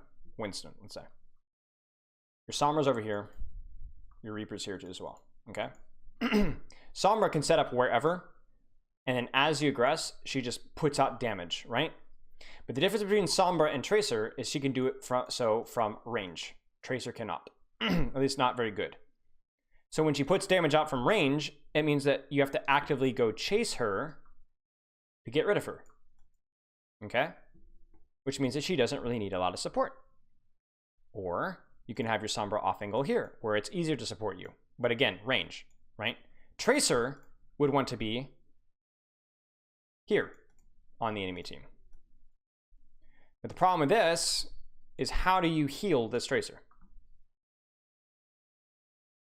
If you're here and your Tracer's here, how do you heal this Tracer? With Moira Lucio. You don't. And so Tracer gets one clip of Lucio shot at her, you know, a couple body shots, her recall is forced, or she has to go grab a health pack, and, you know, there you go. That's why you see Tracer played with Briggs and Zens and things like that most of the time. Because those heroes can, if you throw one pack on this Tracer stays even longer. You throw another pack, she stays even longer. Throw another pack, she stays even longer. If Tracer and Sombra play together, then we have the same problem. The same problem. Any shot, any damage put on a Tracer removes the Tracer. She cannot be supported. Sombra can play further away so that she doesn't need as much support, because she's less likely to get poked. It's a lot harder to spam out a Sombra because she can play at a further range where it's harder to reach her, at least with the comps we're playing. Now, if we introduce a McCree, like let's say that you were playing this with like a McCree, Sombra's going to have a hard time, right? Because she's going to get poked out really easily. But if you're playing Sombra into, you know, Moira and Winston, and I can't even spell Moira and Winston, right? That's an N, okay? And Lucio. Who's going to outrange Sombra? Nobody. It's not happening. It's a very complicated answer. But you have to understand, like, not only the range of heroes against the compositions they're playing, but also whether those heroes are getting range support. In other words, are they getting supported? For example, Sombra against this comp is bad. Because it's not bad, but is not as good. Because if Sombra decloaks, Ash shoots her, and she has to screw off. Or a packed Tracer comes after her, and she has to screw off. Right? 근데 무난한 Sombra 조합이죠. is not good against ranged comps most of the time. 먼저 뭐 받아치는 Depends on the 느낌은 situation. 아닌 것 같은데. 그러면은 조합이 오던 간에 So chat, I don't know if I'm going to be able to do all this map. I have about 45 minutes, so we will see how we go. Okay, let's see. Again, nothing really to say here. Double bubble dive, typical dive. You're just running an Ash because nice, long, juicy sightlines. That's it. Yes. Anarchy rules, again, subtle plug here. I have Ryan VOD reviews. I would suggest going over those, holy cow, English, because the large majority of my Reinhardt VOD reviews talk directly about positioning. I have a Winston VOD review that is in processing right now and will be public day after tomorrow. I'm planning on also doing a full write-up on Winston engages / positioning tomorrow or day after tomorrow on Reddit. 무난히 대처할 수 있는 조합이고. 네. But yes, positioning is very important. 페이지 22. 야, Okay. Same compositional mirrors, it's just Widow versus Tracer. This hero does a lot more in medium to short ranges. This hero does a lot more in long ranges. So what we expect is Winston Zarya do something on either team, and this gives an opportunity for the DPS to start trading, for supports to look for nades, and for these guys to start looking to peek. Not necessarily each other, but the enemy teams. 우리 팀이 또 지금 광붕이 선수가 지금 헤드를 한대. So like you think about this as a Widow, and you're thinking, okay, he has to be very careful. He doesn't want to overextend here because his team isn't doing anything. But also he can peek a little bit. He can be a little greedy because nobody on the enemy team really threatens him right now. He outranges everybody, so he can get away with a little bit of greed here. Looking forward to it. Thank you. You're welcome. He doesn't need to kill the backline for him to get value here. That headshot in Zarya removes the value that the Zarya provides. 어떤 변수를 낼지 Nice. 궁금해요. 존심이란 게 있잖아요. 보여줘야죠. 상대 팀도 이제 Do you see how he synchronizes his pressure when the enemy team starts to do something? 애쉬긴 하지만 스나이퍼를 들고 나오긴 했기 때문에. 아, 이거 체력바가 안 보이네. Chat, do you want a lesson on how to play Gibraltar? Do we want a short lesson on how to play Gibraltar? I think that's necessary for us. We might just be able to only go over attack, but I think it needs to be done. We're just going to do first point. We'll do 1 point at a time. For those of you that already know how I generally coach, you guys probably already know what's going to be prioritized. But you don't even need to take my word for it. You can watch how pros play it, and it's almost always the same.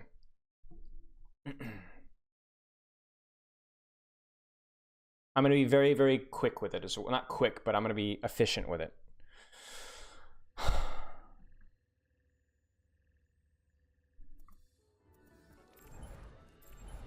Oh, new experimental patch. I haven't even looked. I see experimental up though.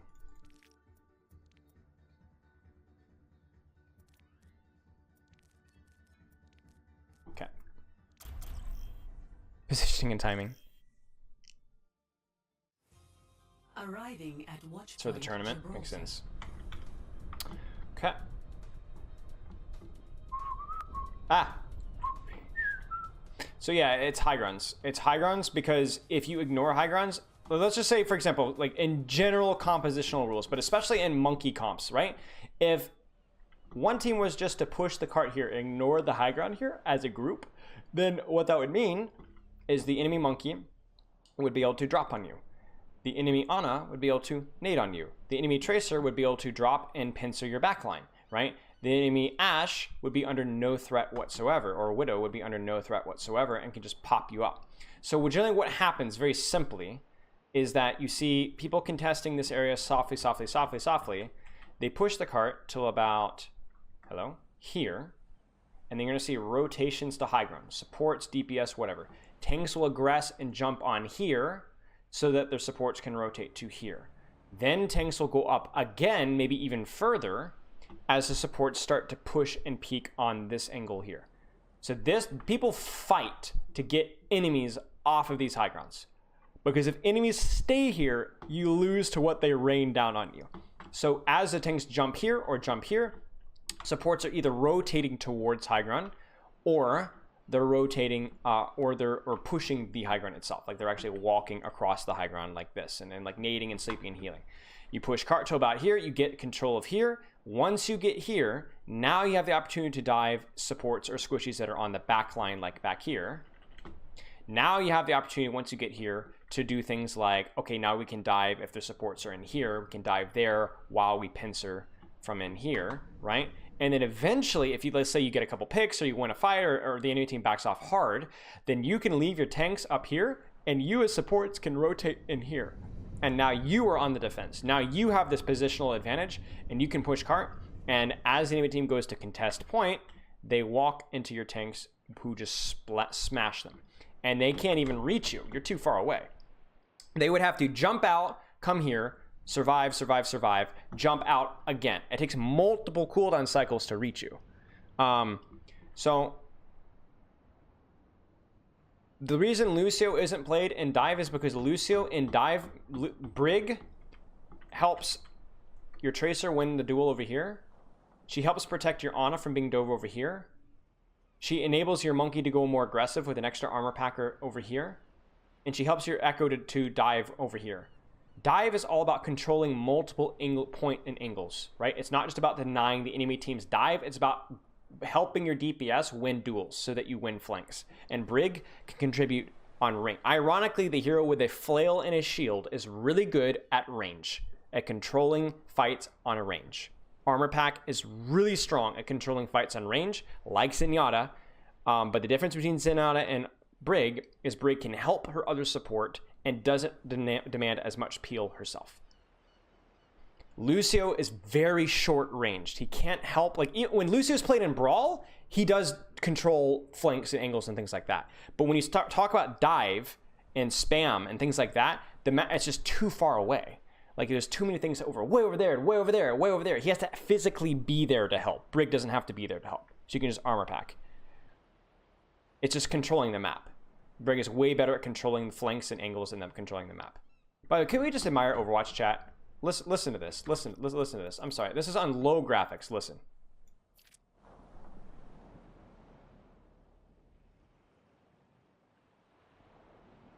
Like,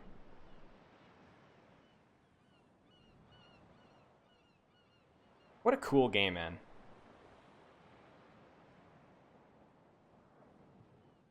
Like, what a cool game. All right, I'm done. So yeah, you get control of high ground. You rotate from your supports from here to here. Then you rotate your supports from here to here, and then you try and rotate your supports from here to here if possible. It's just like incremental development, one after the other after the other.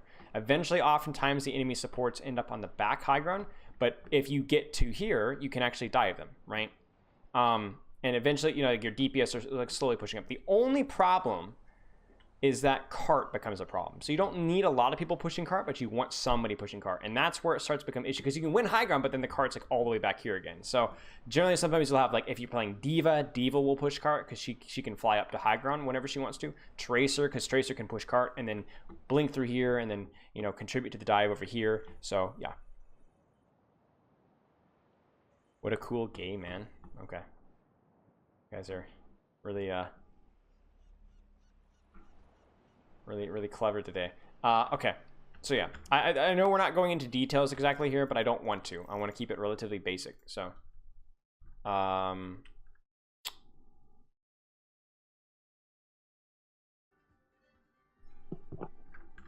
get the thing pulled up. 방향으로 들어가면도 실수도 하고 막. 이렇게 탱커 헤드를 2번 깠는데 Wait, is it gonna bug on me? So what's the defense plan for first point? Where's the kill box? So your kill box, if the enemy team doesn't go to high ground, your kill box is here, right here, or on the other side of the high ground, right here. Otherwise, you're playing to contest and control your high ground. Your kill box is almost where the enemy team attacks you, because if you just stand AFK on high ground here, your Ana and your Zarya and your Ashe are gonna pop off. So you're playing to control this high ground here and wait for them to contest, because if they don't contest it, you just win. And as they contest, that's your kill box. On defense, you are legitimately kind of just sitting on your hands waiting for the enemy team to contest you, in a way. So would you put someone on cart in the increment of support? Taking server? Yeah, maybe Aurora. Yeah, maybe Aurora. Like, you have to understand that, like, the times to push cart are like a little tricky. Like, as soon as you get an advantage, like you guys are winning the fight, like you got 3 or 4 up, then maybe you prioritize like as quickly as you can getting to cart. Yeah, but there's no easy answer there. Okay, what is John 1 John 2:22? It just means that, like, my little children, these things I write unto you. This is 1 John 2:1. Sorry, slight side note. If any man sin, we have an advocate with the Father, Jesus Christ the righteous, and he is the propitiation for our sins, so not our sins only, but also the sins of the whole world. Basically, I know you guys know I'm religious. I don't like even saying it religious, but basically, like, we all sin, we all screw up, but like, we have an advocate. We literally have a defense attorney in Jesus. And it doesn't matter like how screwed up or stupid we are. We have an advocate, and he's died for all the sins of the whole world. Every single thing like that. And it's up to us to accept that. So anyway, I know I don't always go into that a whole lot. Try and focus on my work, but I'm gonna answer the question. Okay. Contesting clearing high ground. So yeah, they are tracer drilling on cart. So here's the problem with tracer drilling on cart. The attacking tracer, not the problem, but the thing about it, the attacking tracer has cart heal. The defending tracer has support LOS. It's very hard for, if you are Guangzhou, your brig cannot pack your tracer on cart. Their brig can, but your tracer on cart has cart heal, right? So it's like you get healing, but also not really healing. 나는 빨리 삽니다. I think if you have a good, by the way, chat, if you have a good Widow on this point, I do think the Widow is better. I think the Widow controls a lot more space. I think with the advent, or not the advent, but the exit of Brawl, and I don't think Widow is as under much pressure as she normally is, and Ashe, like, you played Ashe because good sightline control, good spam, but also she didn't instantly die to Brawl. There's no Brawl. It's just double bubble. And you can control a ridiculously long sightline here, and this is the thing. To me, if Widow kind of gives you this here. If there's not a defending Widow kind of just gives you this control right here. And to me, obviously, at the second half of first, Widow tapers off. Why? Because the sightlines become shorter again. There's more cover, there's more obstructions, right? But to me, if you're on attack, if you get this point for free, you take that. You take that. I think it's fine. So I'm unsure about Kaylee's choice here. I think the Ashe might be just a defensive. Maybe they go Ball Brig Zen here, and I'm just gonna play Ashe just in case. Who knows? But just I wanted to discuss it. You know, we don't really know why, but Western teams like that because they don't have as good Anas and they don't have as good monkeys, so they're probably more likely to like Ball. But yes, I agree. So recontesting high ground. Again, backline here. We might see a backline trade here from Yakpong just to prevent the Ana nades and Zarya right clicks from being lobbed in here. And we might even see a pincer from chat. Who is this? I don't even know who these DPS are anymore. I can't read Korean anymore. I used to be able to. Pushing cart. Ooh, wow. You see how much pressure this this Widow is? Like, this Widow is like, honestly, the MVP here is the Widow. The kill on Rio is huge, obviously. 네, But look at how sissy these guys are. That's a Nano Zarya. Look at how scared they are of pushing around this corner. The Ashe isn't even positioned to push around the corner at all. They're pushing into Widow sightlines. I think this is a mistake. I think what you see is I'm an Ashe and they're a Widow. I think you're like, guys, let them take space and walk into our shorter sightlines location, then we can push. Instead, what we see here is that they actually push out and back into the longer sightlines, which isn't just bad because they're outside of the Ashe's LOS, but they're in the Widow's LOS. You've basically turned a corner into the enemy. I don't love it. What do you think about holding spawn with the Rhine comp on Gibraltar? It's honestly not the best place to spawn camp because there's a lot of high ground doors that you can get out of. Spawn camping on escort maps is generally pretty strong because you can die on cart and waste a lot of time. But I don't think Gibraltar is the best map to do it on. I think there's a lot of better maps. Totoro, get baited.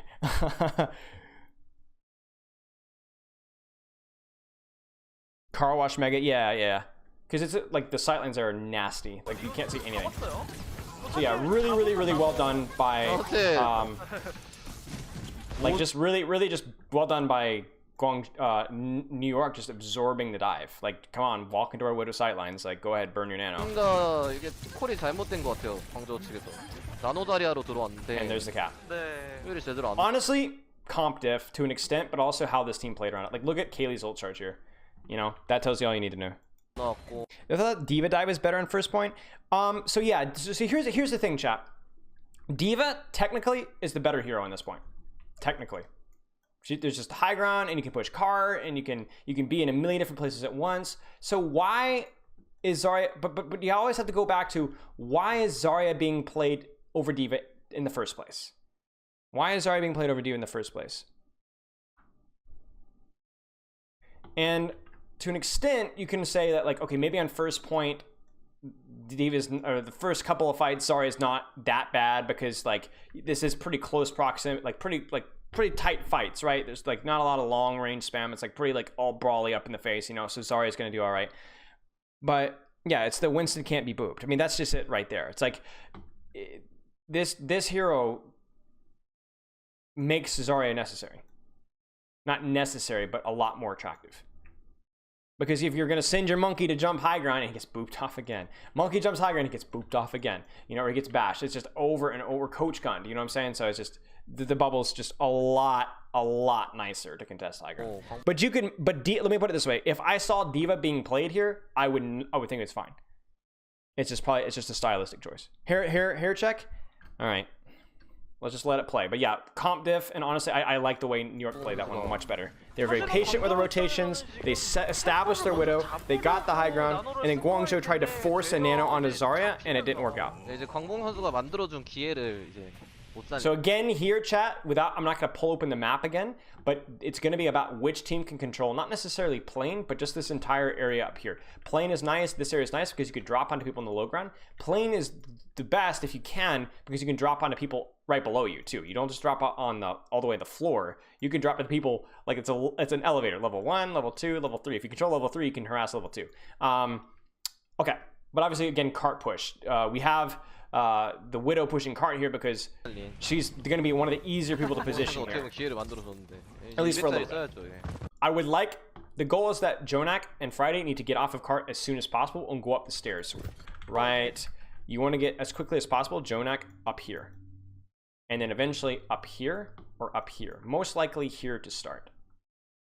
So off the cart, on high ground, good cover, good angle, etc. Right? The fight will most likely happen in this location here. 잡히면서 이제 광봉 선수가 만들어준 기회를. Tracer can push cart, it's fine. You know good map guides to watch on YouTube? Honestly, no. Not because I think there are bad map guides on YouTube, it's because I haven't really looked for them. So I don't off the top of my head, sadly. Well-timed infosight means that this cart's going to move for a little while longer. Widow mains, please take note. Do not infosight until like right before the fight starts. I think that's the best time to infosight. Cause the enemy team doesn't know what to do now. Right? Did they take a fight? Did they just let the cart move? It's rough. Nice. Oh, he greets. Oh. I am curious where were Friday and Jonak? yeah, so this is maybe just a situation where they just didn't have good LOS. It's unfortunate. 까비. Eileen gets stuck. 자, So winnable 우리도 though. 이제 Very 나눠가 winnable. 있는데. 뭐 He lost the 뭐 하는 Ash. 거죠?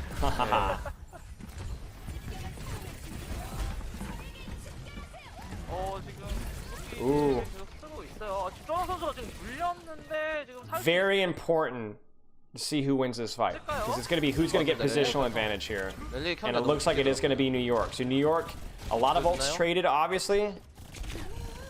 And, 네. you know, we see the problem with Widow on second, though, at least so far, is that there has the advantage of Widow is the control of long sightlines, but obviously it's easier to be harassed. And consistently now we've seen, again, I don't know who this Widow is, but the Widow has been split and isolated from these guys twice in a row. Sucks. 역시 트레이서는 좀 위도가 이렇게 구립니다, 여러분. 위도 상향도 오 보여주나? 까비. 힐벤으로 정리하네. Yeah. 네, 힐벤이 진짜 Previous fight was very expensive for Guangzhou, and they didn't win the fight either. 좀만 왼쪽으로 걸었어도 이제 고독한 싸움. 저희가 흘리고 Okay. 네, 스노. So, I mean, honestly, pretty good job by New York. Ivy. Yeah, Ivy just needed to not get split as much. 지금 답으로 먼저 I'm just very skeptical of the Ashe at this point in time. How's Moira on attack for second point versus Ana? Second point, second point, Gibraltar? I don't think Moira would be very good. It's a very open map. 지금 막으려고 할 것 같은데 아니면 이렇게 되면은 지금 검정은 this is why. 접근하는 거를 지금 답으로 먼저 I was wondering why we were jumping, and then I see this. That's a red tracer, chat. We got a pincer going on 막으려고 here. 할 것 같은데 And a red tracer with pulse. 아니면 나노를 채우고 한 기다릴까요? 걸어버릴 수도 있습니다. 네, 걸어버릴 것 같아요. 네, 저희가 바로 걸어버렸죠. That's just a kill box right there. 많이 냈네요. That's a nano, primal monkey, and a pulse bomb. And it's, again, really important. Like, New York is finding ways to win these really crucial fights because Gibraltar first, second, and third are incredibly snowbally. Really, you have to look at first as if you get control of high ground and all that space there, it's almost impossible for the enemy team to recontest. On second point, again, if you get the high ground, it's very hard for the enemy team to recontest. On third point, if you necessarily turn the corner and you can keep the enemy team almost in their spawn, right? So New York is really winning these really important first fights, which is just leading to snowball in the next. Because like right now, New York doesn't have any ultimates. Probably lose this next fight. Or they have a pretty high chance of losing this next fight. But they also have a chance of clutching it that otherwise wouldn't be present simply based off their positioning cooldowns. Like you see, or positioning. Like you see Nano and Bob and Pulse, and so like, you're probably not going to win this fight. But they might, because look at how good the positioning for backline is. Look at this corner, look at this cover here that they get to control. Look at where do you think Ivy's going to be positioned? It's a trick question. You have no idea. He can position anywhere. And that's the wild card that allows this fight to be winnable. This is last fight. 네, 사실상 방금이 그 스노우볼을 끊을 수 있는 마지막 기회였는데 네. 아이비 선수가 That's really bad. 지금 밥을 던져서 지금 He gave away his position. 화물을 막으려고 했던 것 And like, look, do you see that? They're just blowing Bob to get out of spawn. 기둥에 막혔어요. They don't even do anything with it. Bob doesn't do. Bob, ironically, did nothing.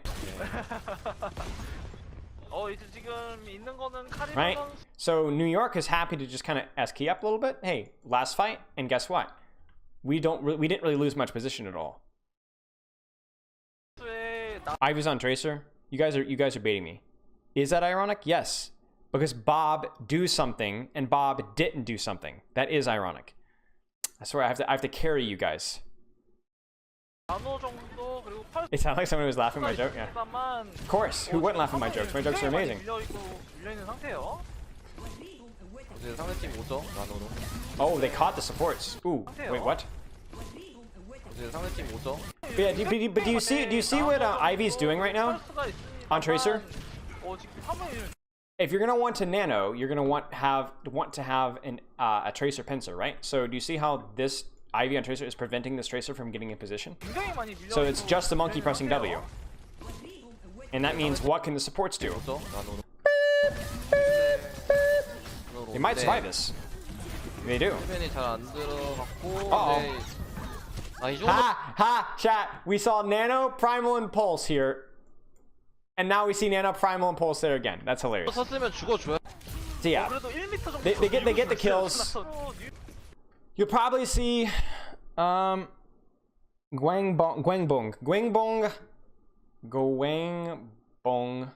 I don't know what his in-game name is, but I don't think this is Guangbong. But yeah, this is Guangbong.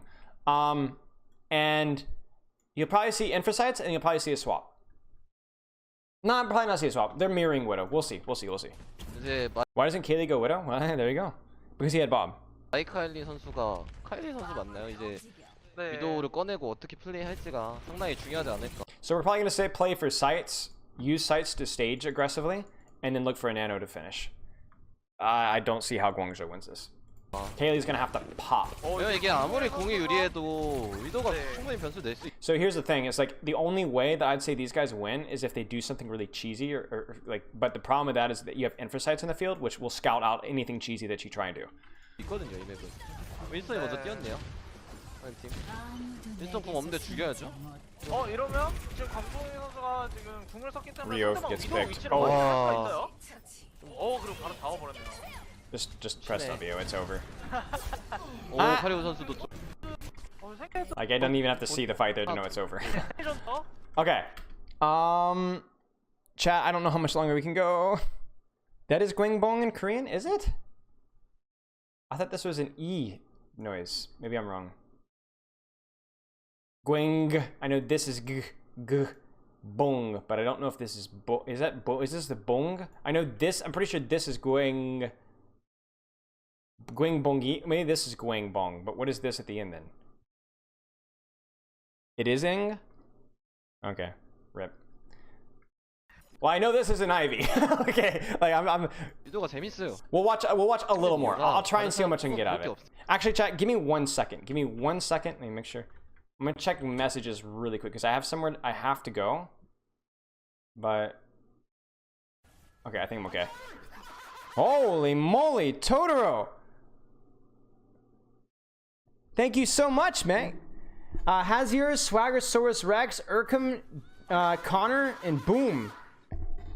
Thank you guys, or congratulations, and thank you so much for the gifted subs, mate. That's super generous of you. And as I always say, whenever I'm gifted subs, which happens very rarely for obvious reasons, I have to hear my stupid voice screaming in my ears over and over and over again. But thank you so much for the gifted subs. So glad you dodged.